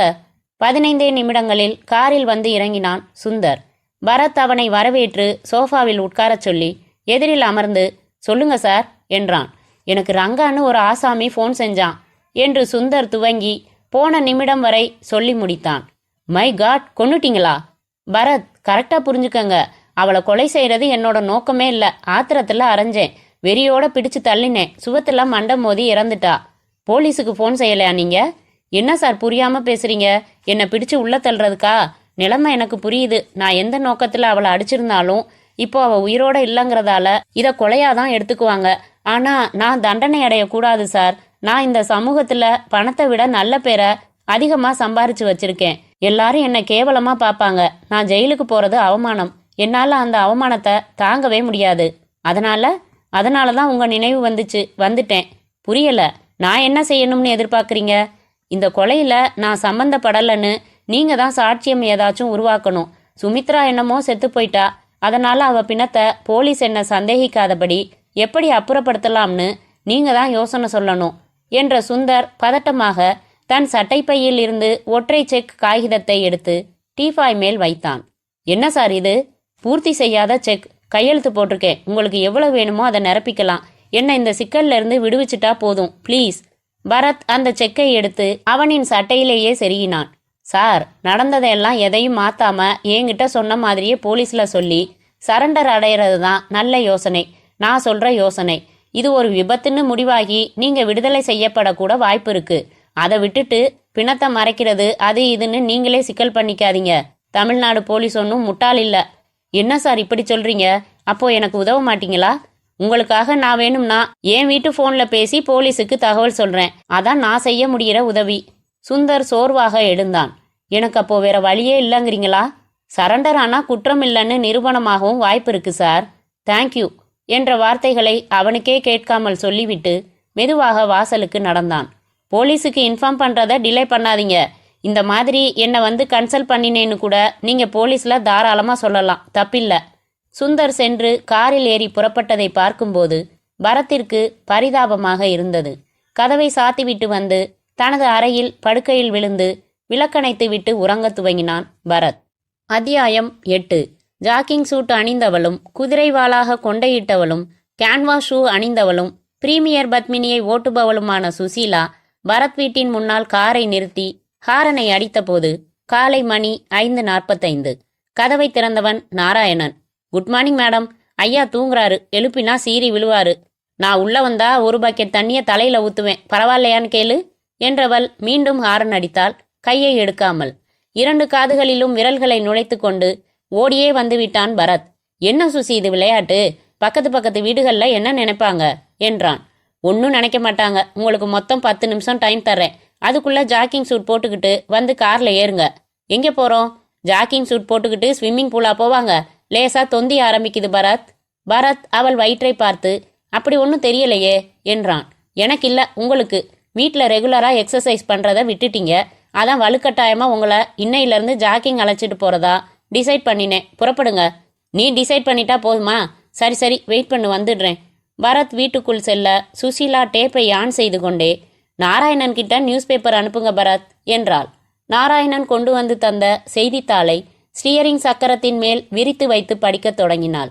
சில நிமிடங்களில் பரத் முன் கதவை திறந்து அமர்ந்து ரைட் என்றான். சுசீலா பேப்பரை மடக்கி போட்டுவிட்டு ஸ்டார்ட் செய்தாள். ஒரே ஒரு காரணத்துக்காகத்தான் நான் இப்போ உன்னோட ஜாக்கிங் வர சம்மதிச்சேன். என்ன, நீயும் என் கூட ஓடி வருவதானே? ஆமா, அதனால தான். புரியல. நான் சைடுல திரும்பி பார்த்துக்கிட்டே ஓடுவேன். படவா அவனது வெற்று தொடையில் கிள்ளினாள். சுசி, என்ன மாதிரி நீயும் ஷார்ட்ஸ் போட்டுக்கோ, ஓடுறதுக்கு வசதியா இருக்கும். இப்படி ஃபுல் சூட்டு போட்டு மூடி வைக்கிறதால யாருக்கு என்ன பிரயோஜனம்? பரத், புது வருஷமும் அதுவுமா நல்ல சமாச்சாரமா பேசக்கூடாதா? ரைட், சீரியஸா பேசலாமா? இந்த 92ல் 2 பேரும் கல்யாணம் பண்ணிக்கலாமா? நல்ல கேள்விதான். உங்களுக்கு என்ன, ஈஸியா பொண்ணு கிடைச்சிடும். எனக்கு பிடிச்ச மாதிரி மாப்பிள்ள அமையணுமே. அமைஞ்சிட்டா 2 பேர் கல்யாணத்தையும் ஒரே முகூர்த்தத்துல வச்சுக்கலாம். விளையாடுறியா நீ? நம்ம ஃப்ரெண்ட்ஸ் எல்லாரும் கல்யாணம் பண்ணி குழந்தை கூட பெத்துட்டாங்க. இங்க என்னடான்னா கல்யாணமே இன்னும் இல்ல. சரி, அட்லீஸ்ட் ஒரு கசமுசாவது உண்டா? அதுக்கும் வழி இல்ல என்று அவள் தோளில் ஒரு கையை போட்டான் பரத். கையை எடுங்க பரத், கல்யாணம்னாலே பயமா இருக்கு. ஏன் டார்லிங்? இந்த மாதிரி கொஞ்சலும் ஏக்கமும் தவிப்பும் துடிப்பும் கல்யாணத்துக்கு அப்புறமும் இருக்குமா பரத்? என்ன அசட்டுத்தனமான கேள்வி இது? நமக்கு 70 வயசானாலும் நான் உன்னையும் நீ என்னையும் லவ் பண்ணி ஆகணும்னு ஆண்டவன் கட்டளை. அதில்ல பரத், எத்தனையோ பேரை பார்த்துட்டேன். ரொம்ப தீவிரமா லவ் பண்ணி கல்யாணம் பண்ணி அப்புறம் 2 பேரும் அடிச்சுக்கிட்டு கோர்ட்டுக்கு போறாங்க. நாம கோர்ட்டுக்கு போறதா இருந்தா அது டென்னிஸ் கோர்ட்டு தான் சுசி. தினம் பேப்பரை புரட்டினா ஒரு கொலையாவது வந்துடுது. மனைவி கொலை, கணவன் கைது, நடத்தையில சந்தேகம், படிச்சவங்க படிக்காதவங்கன்னு இதுல வித்தியாசமே இல்லாம நடக்குது. இன்னைக்கு பேப்பர்ல கூட ஒரு செய்தி. இன்ஜினியரா சுந்தர்னு ஒருத்தன் தன் பொண்டாட்டிய கொலை செஞ்சுட்டு அப்புறம் தன் தப்ப உணர்ந்து தற்கொலைக்கு முயற்சி பண்ணியிருக்கான். சுசி, காரை நிறுத்து சொல்றேன் என்றான் பரத் அவசரமாக. சுசீலா காரை நிறுத்தின இடம் கடற்கரை. ஏன் என்றால் முகத்தில் வழிந்த கூந்தலை விலக்கி. எங்க பேப்பர்? பின் சீட்டில் இருந்து பேப்பரை எடுத்து புரட்டினான் பரத். நீ சொல்ற இன்ஜினியர் சுந்தர் நேத்து ராத்திரி நம்ம வீட்டுக்கு வந்திருந்தான் சுசி. பேப்பரில் செய்தியை கண்டுபிடித்து படிக்க துவங்கினான் பரத். மனைவியை கொலை செய்த என்ஜினியர் தற்கொலை முயற்சி. சென்னையைச் சேர்ந்த பிரபல என்ஜினியர் சுந்தர், வயது 31. தன் மனைவி சுமித்ரா, வயது 24 மேல் சந்தேகப்பட்டார். சுமித்ராவின் பழைய காதலன் ரங்காவுக்கு சுமித்ரா எழுதிய காதல் கடிதங்கள் அவர் கைக்கு கிடைத்தன. இதனால் ஆத்திரமான சுந்தர் நேற்றிரவு தன் மனைவியிடம் கடிதங்களை காட்டி கோபமாக விசாரித்திருக்கிறார். ஆத்திரத்துடன் மனைவியை அடிக்கவும் செய்திருக்கிறார். இந்த போராட்டத்தில் சுமித்ரா பரிதாபமாக உயிரிழந்தார். தன் மனைவி தன் கையாலேயே கொல்லப்பட்டதை உணர்ந்த சுந்தருக்கு தன் மேலேயே வருத்தமும் வேதனையும் ஏற்பட்டது. போலீசில் சிக்கினால் அவமானம் என்று கருதிய சுந்தர் வீட்டில் இருந்த பூச்சி மருந்து பாட்டிலை எடுத்து குடித்துவிட்டு மயங்கி விழுந்தார். ஆனால் தகவல் அறிந்து சம்பவ இடத்திற்கு விரைந்த போலீசார் சுந்தர் உயிருக்கு போராடி கொண்டிருப்பதை உணர்ந்து அவரை உடனடியாக ஆஸ்பத்திரியில் சேர்த்தனர். பிணத்தை கைப்பற்றி போஸ்ட்மார்ட்டத்திற்கு அனுப்பி வைத்தனர். ஆஸ்பத்திரியில் தீவிர சிகிச்சைக்கு பிறகு உயிர் பிழைத்த என்ஜினியரை போலீசார் விசாரிக்க அவர் தன் குற்றத்தை ஒப்புக்கொண்டு வாக்குமூலம் கொடுத்தார். போலீசார் அவரை கைது செய்து வழக்கு தொடர உள்ளனர். இந்த கொலை வழக்கில் சம்பந்தப்பட்டுள்ள சுமித்ராவின் பழைய காதலன் ரங்காவை தேடும் முயற்சிகளில் போலீசார் ஈடுபட்டுள்ளனர். என்ன பரத், இந்த ஆளா உங்களை தேடி வந்தாரு என்றாள் சுசி. ஆமா சுசி, ஒரு பிளாங்க் செக் எடுத்துக்கிட்டு வந்தாரு. நான் என் மனைவியை கொலை செஞ்சுட்டேன், இதை எப்படியாவது மறைச்சிடுங்க, உங்களுக்கு வேண்டிய தொகையை நிரப்பிக்கங்கன்னு கெஞ்சினாரு. நீங்க என்ன சொன்னீங்க? அது தப்பு சார், நடந்ததை ஒப்புக்கிட்டு போலீஸில் சரண்டர் ஆனா தண்டனை குறையும்னு அட்வைஸ் பண்ணி அனுப்பி வச்சேன். வீட்டுக்கு போய் குழப்பமாகி பூச்சி மருந்து குடிச்சிருக்காரு. நல்ல வேலை காப்பாத்திட்டாங்க. நல்ல வேலையாது, அவரோட கெட்ட வேலை காப்பாத்திட்டாங்க. அவர் பாட்டுக்கு நிம்மதியாக செத்து போயிருப்பாரு. இப்போ காப்பாற்றி கோர்ட்டில் நிறுத்தி அவமானப்படுத்தி கொலைகாரன்னு முத்திரை குத்தி எல்லா பேப்பர்லையும் ஃபோட்டோ போட்டு எழுதி அவரை அணுவாக சாகடிச்சு அப்புறம் தூக்கல மாட்ட போகிறாங்க. பாவம்தான் சுசி, ஒரு ஆத்திரத்தில் அரைஞ்சிருக்காரு. படக்கூடாத இடத்துல பட்டு புண்ணியவதி போய் சேர்ந்துட்டா. இது ஒரு வகை விபத்து தான். ஆனால் போலீஸில் இந்த காரணத்தை எடுத்துக்க போகிறதில்ல. பழைய காதலன், லெட்டர்ஸ், ஆத்திரம், கொலை செஞ்சிட்டாருன்னு வாதிடுவாங்க. சுந்தரை பார்க்கணும் சுசி. அவருக்கு ஒரு நல்ல டிஃபென்ஸ் லாயரை ஏற்பாடு செய்து தரணும். என்னை தேடி வந்ததுக்கு அட்லீஸ்ட் இந்த உதவியையாவது செய்யணும்னு படுது. இருவரும் காரை விட்டு இறங்கி சாலையோர பிளாட்ஃபார்மில் சீரான வேகத்துடன் ஓடத் துவங்கினார்கள். அத்தியாயம் 9. இந்த கொலை வழக்கில் சம்பந்தப்பட்டுள்ள சுமித்ராவின் பழைய காதலன் ரங்காவை தேடும் முயற்சிகளில் போலீசார் ஈடுபட்டுள்ளனர் என்கிற கடைசி வாக்கியத்தை படித்ததும் டீ குடித்து கொண்டிருந்த ரங்கராஜின் முகம் மாறியது. அவசரமாக பேப்பரை மடக்கி போட்டுவிட்டு காசை கொடுத்துவிட்டு அந்த டீ கடையை விட்டு விலகினான். சிகரெட் பற்ற வைத்து கொண்டு சிந்தனையோடு நடந்தான். பிரசாத்தின் வீட்டிற்கு வந்து சாவி போட்டு பூட்டை திறந்து உள்ளே வந்தான். என் ஒய்ஃபை பார்த்துட்டு வந்துடுறேன், 4 நாளில் வந்துடுவேன், அது வரைக்கும் ஹோட்டல்ல சாப்பிட்டுக்கறங்க என்று சொல்லிவிட்டு பிரசாத் புறப்பட்டு ஊருக்கு சென்றது நினைவுக்கு வந்தது. நோ, இந்த ஊரில் இருப்பது நல்லதில்லை. எந்த நேரமும் போலீஸ் என்னை தேடி வரலாம். ரங்கராஜ் அவசரமாக தன் துணிகளை எல்லாம் அள்ளி சூட்கேஸில் போட்டுக்கொண்டு பேக் செய்ய துவங்கினான். டூத் பிரஷ், ஷேவிங் செட், ஈரமான துண்டு, சோப்பு என்று ஒரு பொருளையும் மிஸ் செய்யாமல் எடுத்து வைத்து பெட்டியை மூடினான். மேஜை முன்னால் நாற்காலியை இழுத்து போட்டு அமர்ந்து காகிதம் எடுத்து எழுத துவங்கினான். டியர் பிரசாத், நீ ஊரில் இல்லாத சமயம் இங்கே சில விபரீதங்கள் நிகழ்ந்துவிட்டன. நான் போலீசால் தேடப்படுவதால் இந்த ஊரை விட்டு போகிறேன். சில தினங்கள் கழித்து நானே உன்னை தொடர்பு கொள்கிறேன். நான் உன்னிடம் கொடுத்து வைத்துள்ள 20,000 ரூபாய் பணத்தை பத்திரமாக வைத்திருக்கவும். நான் தேவைப்படும் போது உன்னை அனுப்பச் சொல்கிறேன். அப்போது அனுப்பி வைத்தால் போதுமானது. உன் உதவிகளுக்கு என் நன்றி. உன் நண்பன் ரங்கராஜ். கடிதத்தை மடக்கி ஒரு கவரில் போட்டு ஒட்டினான். அதை பிரசாத் ஊரிலிருந்து வந்ததும் பார்க்கும்படியாக எந்த இடத்தில் வைப்பது என்று யோசித்தான். படுக்கை அறையில் கட்டிலின் மேல் நடுவில் வைத்துவிட்டு சூட்கேஸை எடுத்துக்கொண்டு வெளியே வந்து பூட்டினான். பக்கத்து வீட்டின் கதவை தட்டி பிரசாத் வந்ததும் சாவியை கொடுத்து விடுமாறு சொல்லி ஒப்படைத்துவிட்டு புறப்பட்டு திருவள்ளுவர் பஸ் நிலையம் வந்தான். திருச்சிக்கு செல்லும் பஸ் புறப்பட தயாராக இருந்தது. ரங்கராஜ் அதில் ஏறி அமர்ந்து கொண்டு வார இதழ் விரித்து தன் முகத்தை மறைத்து வைத்து கொண்டு படிக்க துவங்கினான். பஸ் புறப்பட்டு சென்னை எல்லையை தாண்டியதும் பெருமூச்சு விட்டான். அத்தியாயம் 10. அந்த ஆஸ்பத்திரியின் சிறப்பு வார்டில் கட்டிலில் சாய்ந்து அமர்ந்திருந்த சுந்தர் சற்று தெம்போடு இருந்தான். கைகளை கட்டியிருந்தான். தலை குனிந்திருந்தான். 2 ஸ்டூல்களில் பரத், சுசீலா அமர்ந்திருந்தனர். சார், இது ஒரு வகையில் விபத்து, இன்னொரு வகையில யோசிச்சா தூண்டப்பட்ட கொலை. You are motivated. திட்டமிட்டு செய்யல. கோபம் எதேச்சை. அந்த கோபம் ஏற்படுத்தப்பட்ட கோபம். இப்போ நீங்க என்ன எங்க அம்மாவை சம்பந்தப்படுத்தி திட்டுறீங்கன்னு வைங்க, நான் உடனே உங்களை அறைவேன். இது இயற்கை. அப்படி அறையிறப்போ நீங்க இறந்துட்டா இதை திட்டமிட்ட கொலையில சேர்க்க முடியாது. ஆனா உங்க வழக்க போலீஸ் திட்டமிட்ட கொலைங்கிற முறையில வகைப்படுத்த ரெக்கார்ட்ஸ் தயாரிச்சுக்கிட்டு இருக்காங்க என்றான் பரத். என்ன சிகிச்சை கொடுத்து பிழைக்க வச்சிருக்க வேண்டியதில்ல சார் என்றான் சுந்தர். ரொம்ப நொந்து போயிருக்கீங்க. உங்க மனநிலைய என்னால புரிஞ்சுக்க முடியுது. செஞ்சது தப்புன்னு உணர்ந்து எப்போ தற்கொலை முயற்சிக்கு போனீங்களோ அப்பவே நீங்க மனசுல தப்புக்கான தண்டனைய அடைஞ்சிட்டீங்க. உங்களுக்கு குறைந்தபட்ச தண்டனை கிடைக்கிறதுக்கு நான் உதவ விரும்புறேன். எப்படி? என்னோட சீனியர் லாயரை உங்க கேஸை எடுத்துக்க சொல்லி கேட்டுக்கலாம்னு இருக்கேன். வேணாம் சார், நான் வக்கீல் வச்சு வாதாட தயாரா இல்ல. கோர்ட்ல என்ன தண்டனை கொடுத்தாலும் சரி, அதிகபட்சமா மரண தண்டனையை தானே தர முடியும். என் உயிரை போக்கிக்க நான் தான் தயாரா இருந்தேனே. இல்ல சார், இப்படி பேசக்கூடாது நீங்க என்று பரத் சொன்னபோது, யாரை கேட்டு உள்ள வந்தீங்க என்று கடுமையான குரலுடன் முரட்டு மீசையுடன் உள்ளே வந்தார் inspector Rajan. Hello, I am Bharat என்று கை நீட்டினான் பரத். அவரோ 2 கைகளையும் முதுகுப்புறமாக கட்டிக்கொண்டு, முதல்ல என் கேள்விக்கு பதில், யாரை கேட்டு உள்ள வந்தீங்க என்றார் விரைப்பாக. ரூம் வாசல்ல ஒரே ஒரு கான்ஸ்டபிள் நின்னுகிட்டு இருந்தாரு. அவரை எனக்கு தெரியும், விஷ் பண்ணினாரு. நீங்க பேசிட்டு போறதுக்குள்ள டீ குடிச்சிட்டு வந்துடுறேன்னு போயிருக்காரு. உங்களை கேட்டுட்டு தான் உள்ள வரணும்னு அவர் சொல்லல சார். வரட்டும் அவன். Okay, clear this place. Sir, ரொம்ப விரட்டாதீங்க. நான் லாயர். சுந்தர ஜாமீன்ல எடுக்கிறது சம்பந்தமா பேச வந்தேன். அவர் வக்கீல் வச்சுக்கிறதாகவும் இல்ல, ஜாமீன்ல போறதாகவும் இல்ல. என்ன மிஸ்டர் சுந்தர், நீங்க தான் இவரை வரவழைச்சதா? இல்ல சார், அவராதான் வந்து வக்கீல் ஏற்பாடு செய்யறேன்னார் என்றான் சுந்தர். இவனுக்கு போய் உதவி செய்ய வந்தோமே என்று வெறுப்பாக அவனை பார்த்தாள் சுசீலா. வெளியில போறீங்களா இப்போ என்றார் ராஜன்.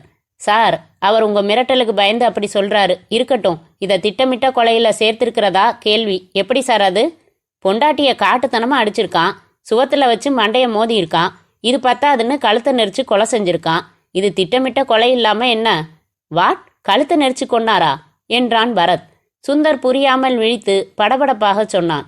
சார், இது என்ன அநியாயம்? நான் அவளை கன்னத்துல கை ஓயற வரைக்கும் அரைஞ்சேன். பிடிச்சு தள்ளினேன். போய் சுவத்துல மோதிக்கிட்டு விழுந்தா. இதெல்லாம் தான் உண்மை. நான் அவ கழுத்தை நெரிக்கல. பின்ன போஸ்ட்மார்ட்டம் செஞ்ச டாக்டர் பிணத்தோட கழுத்தை சும்மா ஆசைக்காக நெரிச்சு பார்த்தாரா? போஸ்ட்மார்ட்டம் ரிப்போர்ட் பாருங்க மிஸ்டர் திடீர் வக்கீல்.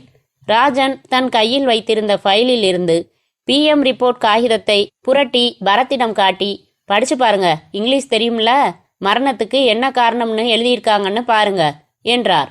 அதில் நெற்றிக்காயம் சிறியது என்றும் மரணத்திற்கு முக்கிய காரணம் கழுத்து நெரிக்கப்பட்டு உள்ளே எலும்பு உடைந்து மூச்சுக்குழாயில் அடைப்பு ஏற்பட்டு என்று விளக்கமாக குறிப்பிடப்பட்டிருந்தது. மரண நேரம் பார்த்தான். பரத் முகம் பிரகாசமானது. சுந்தர் அருகில் வந்தான். சுந்தர், இந்த கொலையை நீங்க செய்யல, கவலையே படாதீங்க. முதல் காரியமா உங்களை ஜாமீன்ல எடுக்க ஏற்பாடு செய்கிறேன். கொடுத்த வாக்குமூலம் போதும். புதுசா எதுவும் சொல்லாதீங்க. எந்த பேப்பர்லையும் கையெழுத்தும் போட்டுடாதீங்க. பரத் இன்ஸ்பெக்டர் அருகில் வந்து நின்றான். இன்ஸ்பெக்டர், யாரை கேட்டு உள்ள வந்தீங்கன்னு நீங்க கேட்ட கேள்வி மாதிரி யாரை கேட்டு இவரை அரெஸ்ட் செஞ்சீங்கன்னு மாஜிஸ்ட்ரேட் உங்களை கேட்க போறாரு. பதில் சொல்ல தயாரா வச்சுக்கோங்க. கோர்ட்ல சந்திக்கலாம். ராஜன் அதிர்ச்சியுடன் பார்க்க பரத் சுசீலாவுடன் வெளியேறி அப்போதுதான் டீ குடித்து விட்டு வந்த கான்ஸ்டபிளிடம், கோச்சுக்காதப்பா, உங்க இன்ஸ்பெக்டர் கிட்ட உன்னை போட்டு கொடுத்துட்டேன். எனக்கு வேற வழி இல்ல, சாரி என்று விட்டு காருக்கு விரைந்தான். காரில் கேட்டாள் சுசீலா, என்ன திடீர்னு பூஸ்ட் சாப்பிட்ட புத்துணர்ச்சி? சுசி, பாவம் சுந்தர், இந்த கொலையை இவர் செய்யல. எப்படி சொல்றீங்க?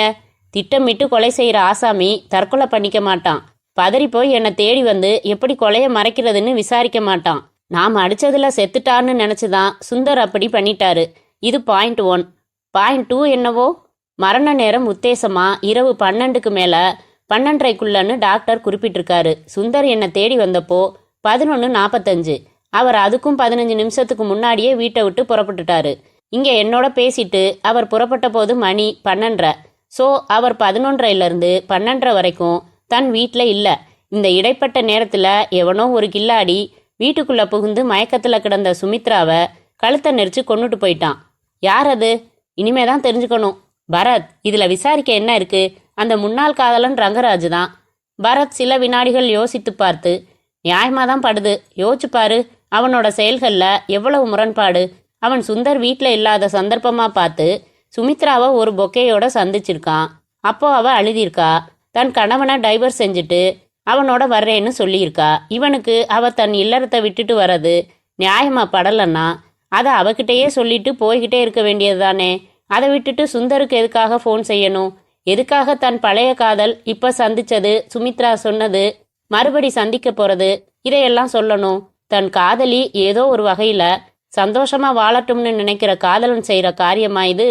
அவளோட வாழ்க்கைய குதறி போடணும்னு பழி உணர்ச்சியோட இப்படி செஞ்சிருக்கான்.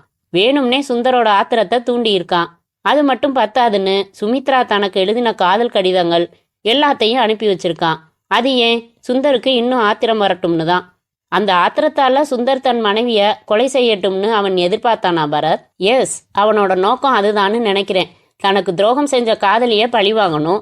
ஆனா அந்த பழி தன் பேர்ல விழக்கூடாதுன்னு யோசிச்சிருக்கான். புருஷனுக்கு ஆத்திரத்தை ஏற்படுத்தி கொலைக்கு தூண்டலாமேன்னு நினைச்சிருக்கான். அப்புறம் அதுபடி சுமித்ரா தன் கணவனால கொலை செய்யப்பட்ட விஷயத்த தெரிஞ்சுக்கிறதுக்காக அவன் சுந்தர் வீட்டையே நோட் பண்ணிக்கிட்டு இருந்திருக்கணும். ராத்திரி சுந்தர் கார் எடுத்துக்கிட்டு நம்ம வீட்டுக்கு வந்ததும் நடந்ததை தெரிஞ்சுக்கிறதுக்காக இவன் உள்ள நுழைஞ்சிருக்கணும். சுமித்ரா மயக்கத்துல இருக்கிறத பார்த்துட்டு இப்ப நாம கொலை செஞ்சாலும் பழி சுந்தர் மேலதான் விழும்னு நினைச்சு சுமித்ரா கழுத்தை நெரிச்சிட்டு போயிருக்கணும். கதையமைப்பு பொருத்தமா தான் இருக்கு. எப்படி எல்லாத்தையும் நிரூபிச்சு சுந்தரை காப்பாத்த போறோம்? முதல்ல ஜாமீன்ல எடுக்கலாம் சுசி, அப்புறம் கேள்விகளை சந்திக்கலாம். என்ன கேள்விகள்? உங்க கற்பனை தான் நடந்த உண்மைன்னா அந்த கொலைகாரன் ரங்கராஜ் வீட்டுக்குள்ள எப்படி உள்ள வந்தா, எப்படி வெளியில போனா? இப்ப அந்த ரங்கராஜ் எங்க? இன்னொரு கேள்வி விட்டுட்டியே சுசி. என்ன? சுந்தர் குற்றமற்றவன்னு நிரூபிச்சதுக்கு அப்புறம் பரத்துக்கு சுசீலா பிரெஞ்சு முத்தம் கொடுக்க போறதுண்டா இல்லையா என்றான் பரத். நினைச்சேன், என்னடா ஆசாமி 4-5 பக்கமா ரொம்ப சீரியஸா தெளிவா பேசிக்கிட்டு இருக்காரேன்னு என்று அவன் கன்னத்தை வலிக்காமல் கிள்ளிய சுசீலா உண்டு என்றாள். அத்தியாயம் 11. சுந்தரின் வீட்டில் சோஃபாவில் அமர்ந்திருந்தான் சுந்தர். எதிரில் பரத், சுசீலா. சுசீலா பனியனில் பேரட்ஸ் எக்ஸ்பெக்டட் என்று எழுதியிருக்க அவள் தன் மடியில் இயக்க தயாராக டேப் ரெக்கார்டர் வைத்திருந்தாள். உங்களுக்கு நம்பிக்கை இருக்கா பரத் என்றான் சுந்தர். எப்போ உங்களுக்கு ஜாமீன் வாங்க முடிஞ்சதோ அப்பவே உங்களை இந்த கேஸ்ல இருந்து காப்பாத்திட முடியும்னு நம்பிக்கை வந்துடுச்சு சார். அதுக்கு உங்க முழு ஒத்துழைப்பும் வேணும். நான் என்ன செய்யணும்னு சொல்லுங்க. என்னோட கேள்விக்கெல்லாம் ரொம்ப சின்சியரா நல்லா நினைவுபடுத்திக்கிட்டு பதில் சொல்லணும் என்றான் பரத். கேளுங்க என்றான் சுந்தர். சுசீலா டேப் ரெக்கார்டரை இயக்கி கொண்டாள். ரங்கராஜ் உங்களோட போன்ல பேசினதுக்கு முன்னாடி எப்பவாவது ரொம்ப லேசாவது உங்க மனைவிய நீங்க சந்தேகப்பட்டிருக்கீங்களா? இல்ல சார், என் மனைவி என் மேல அவ்வளவு அன்பா நடந்துகிட்டா. ஒரு துளி சந்தேகம் கூட வரல. போன்ல ரங்கா பேசினதுக்கு அப்புறம் நீங்க கண்ணகி சிலைக்கு போய் பார்த்ததா சொன்னீங்க. அப்போ உங்க மனைவி மட்டும்தான் காத்துக்கிட்டு இருந்தாங்களா? ஆமா. ரங்கா அவங்களோட பேச வரலையா? நான் இருந்த வரைக்கும் வரல. நீங்க எவ்வளவு நேரம் உங்க மனைவியை கண்காணிச்சிங்க? ஒரு 10 நிமிஷம் இருக்கும். அப்புறம் நான் லைட் ஹவுஸ் கிட்ட நிறுத்தியிருந்த என் காரை எடுத்துக்கிட்டு சைட்டுக்கு போயிட்டேன். அன்னைக்கு ராத்திரி உங்க மனைவியை கேட்டிங்களா எதுவும்? இல்ல. ஏன்? என் கைக்கு ஆதாரம் வரட்டும்னு இருந்தேன். அவன் சுமித்ரா எழுதின லவ் லெட்டர்ஸ் எல்லாம் தபாலில் அனுப்பி வச்சிருக்கிறதா ஃபோனில் சொல்லியிருந்தானே. அந்த லவ் லெட்டர்ஸை கையில் வச்சுக்கிட்டு கேட்டா அவளால் பதில் சொல்ல முடியாதுன்னு நான் நினச்சேன். அதனால அவளை விசாரிக்கிறத மறுநாளைக்கு ஒத்தி போட்டேன். அவன் ஃபோனில் சொன்னபடி மறுநாள் தபாலில் லெட்டர்ஸ் வந்தது. அதுக்கப்புறம் ராத்திரி அவளை விசாரிச்சப்பதான் ஆத்திரம் அதிகமாகி எல்லா ரகலையும் நடந்தது. அந்த லவ் லெட்டர்ஸ் எத்தனை? 10-12 இருக்கும். லவ் லெட்டர்ஸ் மட்டும்தானா இல்லை சேர்ந்து எடுத்துக்கிட்ட ஃபோட்டோவும் அனுப்பி வச்சுருந்தானா?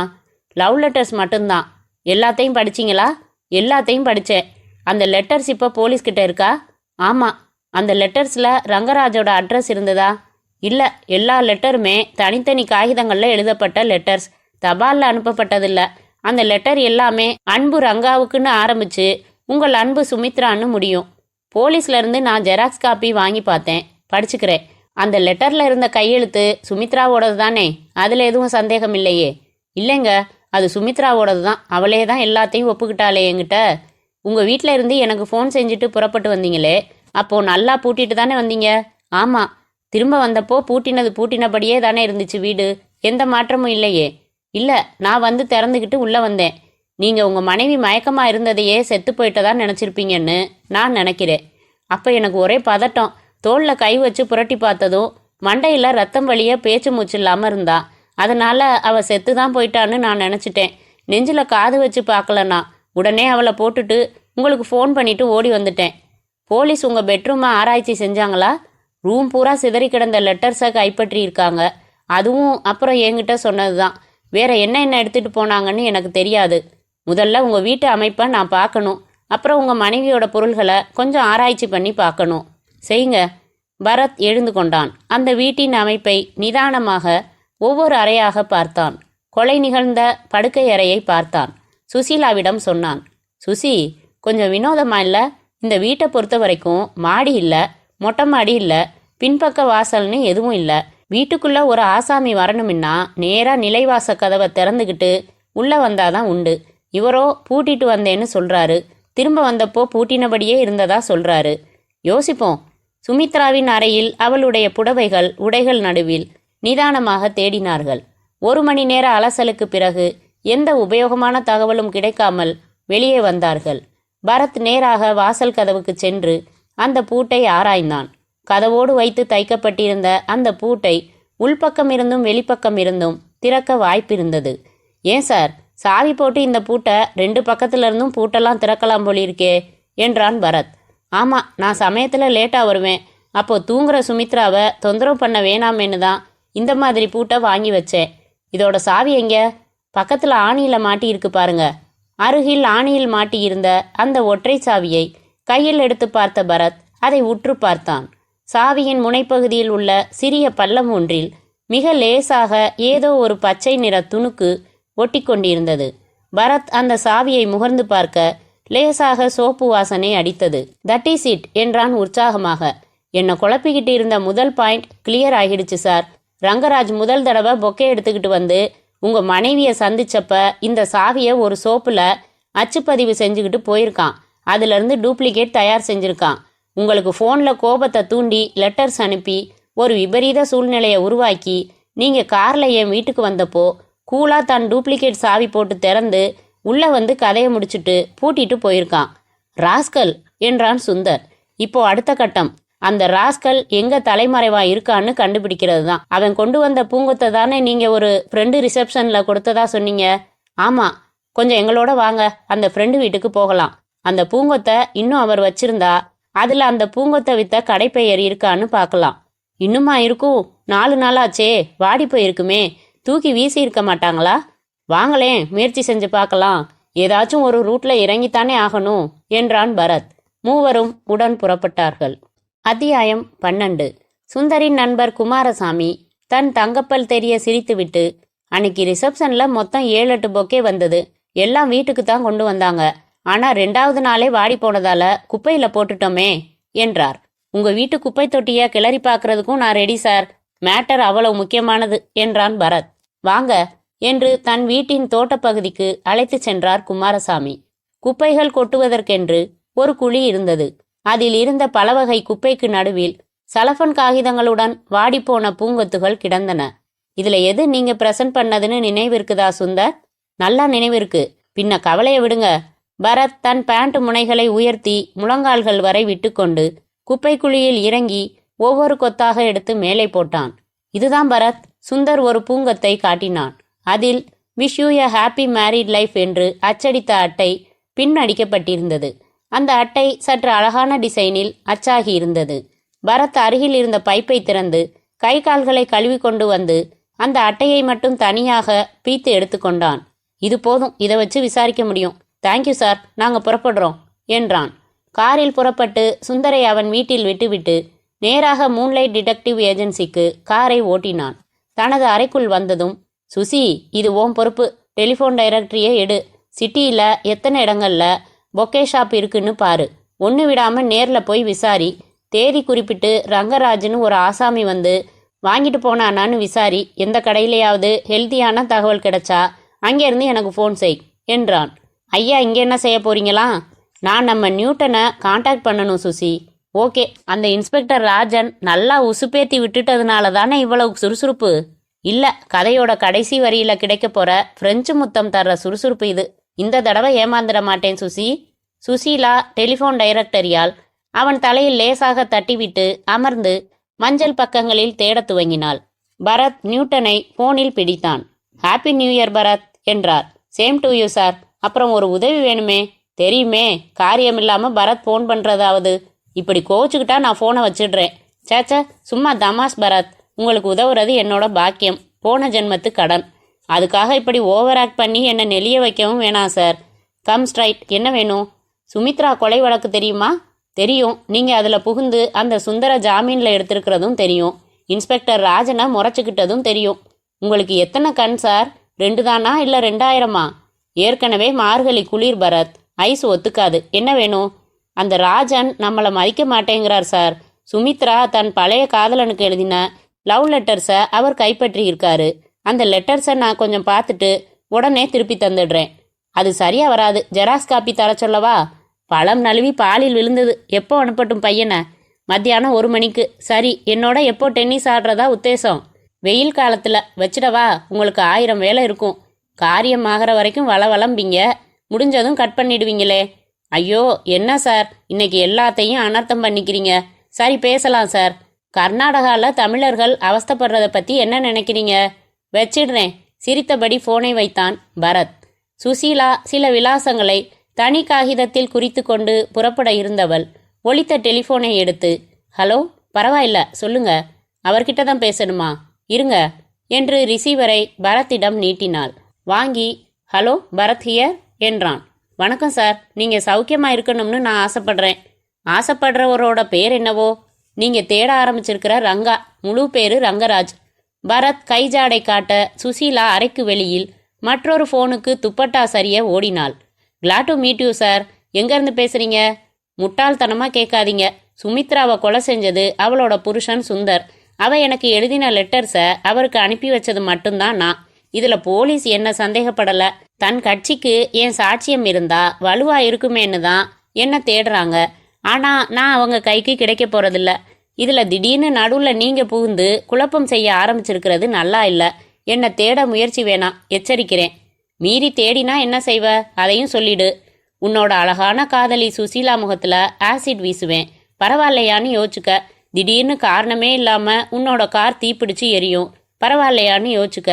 உன்னோட ஆஃபீஸில் ஒரு ஜன்னல்லையும் ஒரு கண்ணாடி கூட மிச்சம் இருக்காது. பரவாயில்லையான்னு யோசிச்சுக்கிறேன். அப்புறங்க, இது வெறும் மிரட்டல் இல்லை, மசால் போட்ட மிரட்டலாக்கும். வேணாம், என்னோட கோபம் உங்களுக்கு வேணாம், அவ்வளவுதான் சொல்ல முடியும். எதிர்முனை துண்டிக்கப்பட்டது. பரத் ஃபோனை வைத்தான். சுசீலா வேகமாக உள்ளே வந்தாள். என்னாச்சு என்றான். ட்ரேஸ் பண்ண முடியல பரத், டியூரேஷன் பத்தலை. எந்த எக்ஸ்சேஞ்சுன்னு கூடவா கண்டுபிடிக்க முடியல? நம்ம ஃபோனில் டயல் டோன் வர்றதுக்கே கொஞ்சம் நேரம் ஆயிடுச்சு. அதுக்கப்புறம் நான் எக்ஸ்சேஞ்சை பிடிச்சு அறிமுகப்படுத்திக்கிட்டு அவங்க ட்ரை பண்ணுறோம்னு சொல்கிறதுக்குள்ள கான்வர்சேஷன் முடிஞ்சிடுச்சு. சே என்றான். நான் வேணும்னே பேச்சை வளர்த்துக்கிட்டு தான் இருந்தேன், ஆனாலும் கட் பண்ணிட்டான். ஆக இந்த ஃபோன் வந்ததால் ஒன்று நிச்சயமாயிடுச்சு, கொலைகாரன் அவன்தான். Let's go ahead with our plans. நீ போயிட்டு வா சுசி. எதுக்கும் கடைசியாக உன் முகத்தை எனக்கு காமிச்சிட்டு போ. என்ன பேத்தல் இது? அவன் சொன்னானே, அவனை தேடுற வேலையில் தொடர்ந்து நாம் ஈடுபட்டா உன் முகத்தில் ஆசிட் ஊற்றுவானான். மை காட் என்றவள் பொத்தென்று சேரில் உட்கார்ந்தாள். பரத், அந்த ஆசிட் பரீட்சை எனக்கு தேவையா? நீங்களும் கூட வாங்க பரத். என்ன நீ இவ்வளவு கோலையா இருக்க? தைரியமா போயிட்டு வா சுசி. அப்படியே ஏதாச்சும் நடந்தாலும் நான் அதுக்காக என் காதலை விட்டுட மாட்டேன். உனக்கு வாழ்வு கொடுப்பேன். இப்ப வரப்போறீங்களா இல்லையா? சுசீலா அவன் கையை பிடித்து இழுத்த வேகத்தில் எழுந்த பரத் அவளை அணைத்து கொண்டான். சில வினாடிகள் விலகாமல் இருந்தான். சில வினாடிகள் விலகாமல் இருந்தாள். இப்ப எங்க கூப்பிட்டாலும் நான் வரேன் சுசி. இன்குபேட்டர்ல வச்ச கோழி மாதிரி என்ன ஒரு இதமான வெப்பமான தட்பவெப்பநிலை உடம்பு முழுக்க ஏற்படுது தெரியுமா? அவனை விலக்கி, போதும் சென்சார் சென்சார் என்றாள். அத்தியாயம் 13. மதியம் 1 மணி வரை கிட்டத்தட்ட 15 பொக்கே கடைகளுக்கு அலைந்து விசாரித்தும் ரங்கராஜை பற்றி ஒரு தகவலும் கிடைக்காமல் ஒரு ஐஸ்கிரீம் கடையில் பரத் சுசீலா ஐஸ்கிரீம் சாப்பிட்டு கொண்டே அடுத்த மூவை யோசித்தார்கள். இன்னும் 3 கடை பாக்கி இருக்கு லிஸ்ட்ல என்றாள் சுசீலா. இருக்கட்டும், நாம போய் நியூட்டனை சந்திக்கலாம் சுசி. அந்த லெட்டர்ஸ்ல ஒரு பிரேக் கிடைக்கும்னு எதிர்பார்க்கிறேன் என்றான் பரத். நியூட்டன் அலுவலகம் வந்து அவர் லஞ்ச் சாப்பிட போயிருந்ததால் காத்திருந்தார்கள். பீடாம் என்றபடி வந்து சேர்ந்தார் நியூட்டன். என்ன பரத், பையனை அனுப்புறேன்னு சொல்லிட்டு நீங்களே வந்துட்டீங்க? என்ன பார்த்தா பையனா தெரியலையா சார்? நேர்ல பார்த்து புத்தாண்டு வாழ்த்தும் சொல்லிடலாமேன்னு தான் வந்தோம். வீட்டில் மேடம் ஊர்ல இல்லையா? அது எப்படி கரெக்டா சொன்னீங்க? இப்படி நரைமுடியோட உங்களை விடமாட்டாங்களே, டை அடிச்சு தானே அனுப்புவாங்க, அதான் கேட்டேன். இப்போ என் நரைமுடி தான் ரொம்ப முக்கியமான மேட்டரா? இல்லை, அந்த சுமித்ரா எழுதின லவ் லெட்டர்ஸ் தான். நியூட்டன் மேஜை டிராயரை திறந்து ஜெராக்ஸ் செய்த காகிதங்களை எடுத்து ஒரு கவரில் போட்டு நீட்டினார். சாட்டாச்சா? இனிமேதான் என்ற பரத் 2 விரல்களை நீட்டி, உன்னை தொடுங்க என்றான். தொட்டார். எதுக்கு தொட சொன்னீங்க? இன்னைக்கு நீங்க கமிஷனர்கிட்ட திட்டு வாங்குவீங்களா மாட்டீங்களான்னு பார்த்தேன். என்ன வந்தது? வாங்க மாட்டீங்கன்னு நினைச்ச வரல நீங்க தொடல என்று விட்டு அவர் புரிந்து கொள்ளும் முன்பாக அறையை விட்டு வெளியேறினான்.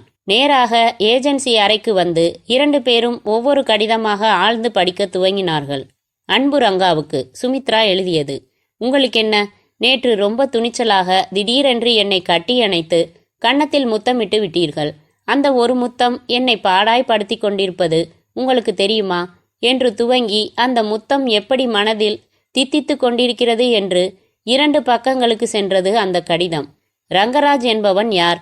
கல்லூரி மாணவனா, வேலை பார்ப்பவனா, தொழில் செய்பவனா என்ற எந்த ஒரு தகவலும் அடுத்த 4-5 கடிதங்களிலும் கிடைக்கவில்லை. அடுத்ததில் அன்பு ரங்காவுக்கு சுமித்ரா எழுதியது. ரொம்ப திமிரேறி போய்விட்டது உங்களுக்கு. உங்களை எவ்வளவு யோக்கியமானவர் என்று நம்பி உங்களுடன் சினிமாவிற்கு வந்தேன். விளக்குகள் அணைந்ததும் உங்களின் விரல்கள் மோசம், என்னால் தடுக்கவும் முடியவில்லை. சுகம் அவஸ்தை 2ஐயும் அனுபவித்தேன். தப்பு இது என்று ஒரு குறுகுறுப்பு ஏற்படுகிறது ரங்கா. ப்ளீஸ், இனிமேல் என்னை சினிமாவுக்கு மட்டும் அழைக்காதே.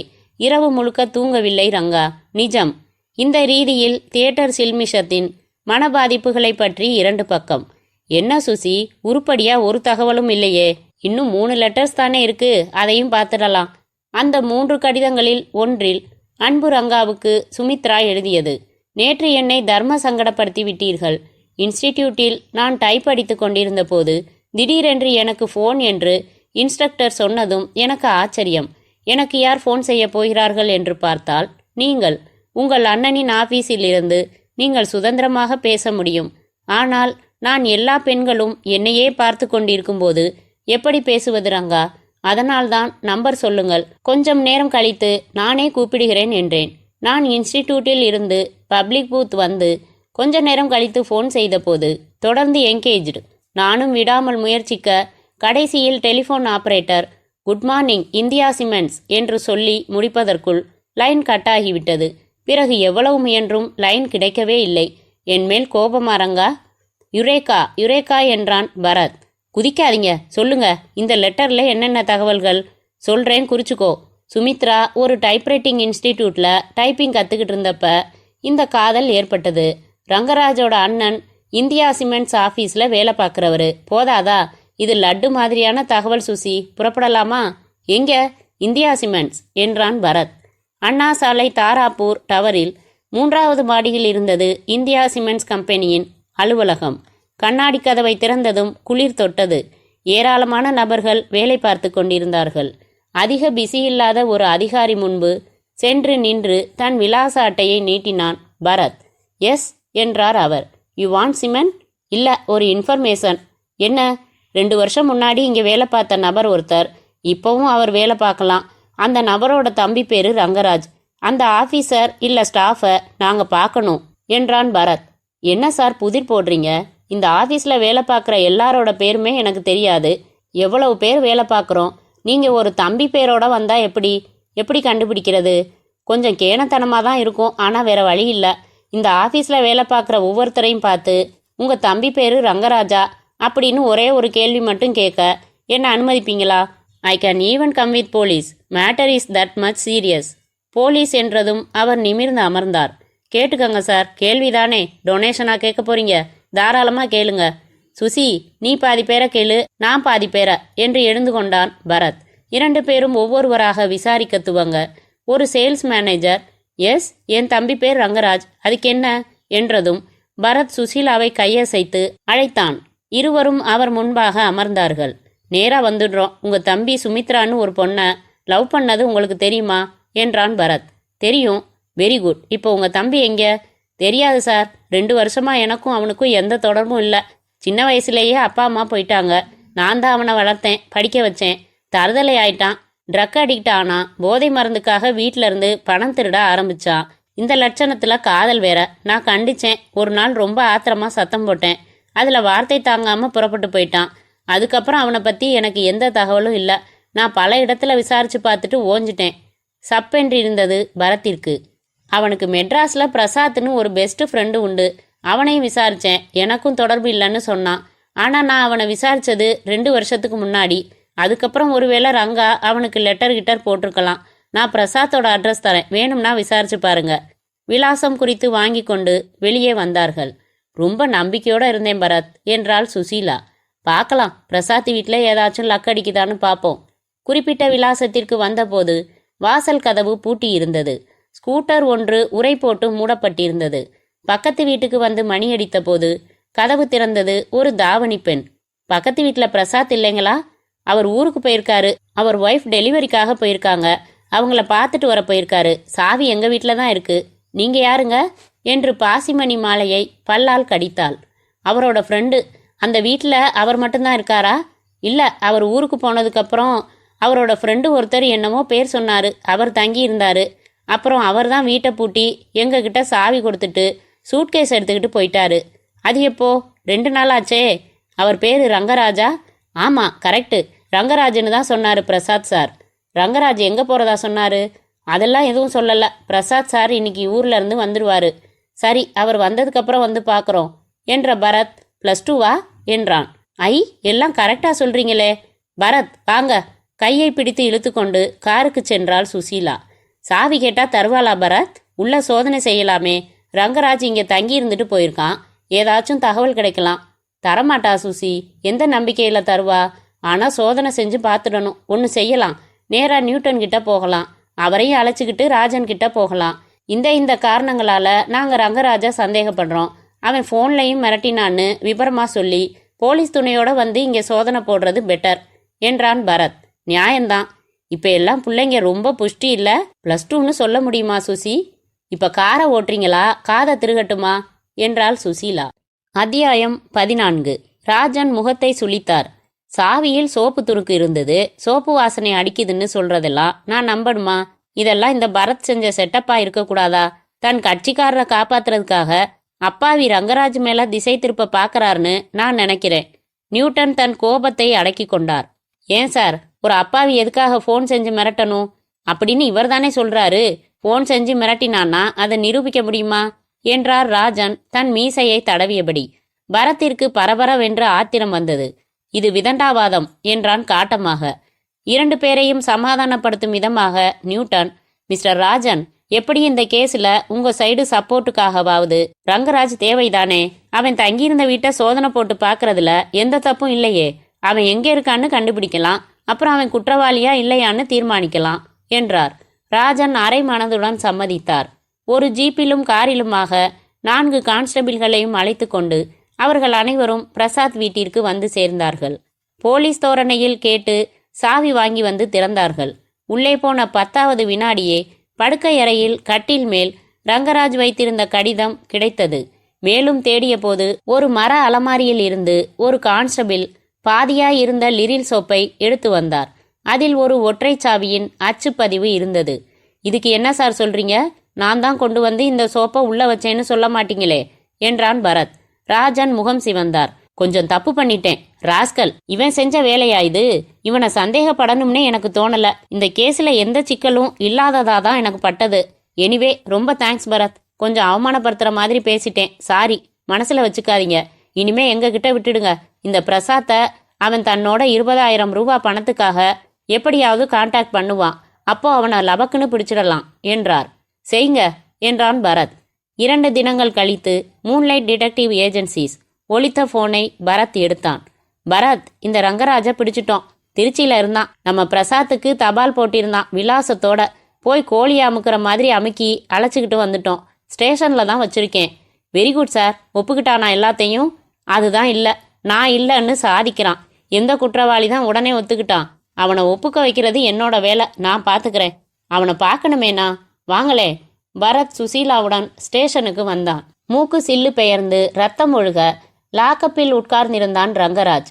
பரத் அவன் அருகில் சென்றதும் கையெடுத்து கும்பிட்டான். சார், நீங்க யாரா இருந்தாலும் சரி, என்னை காப்பாத்துங்க ஐயா.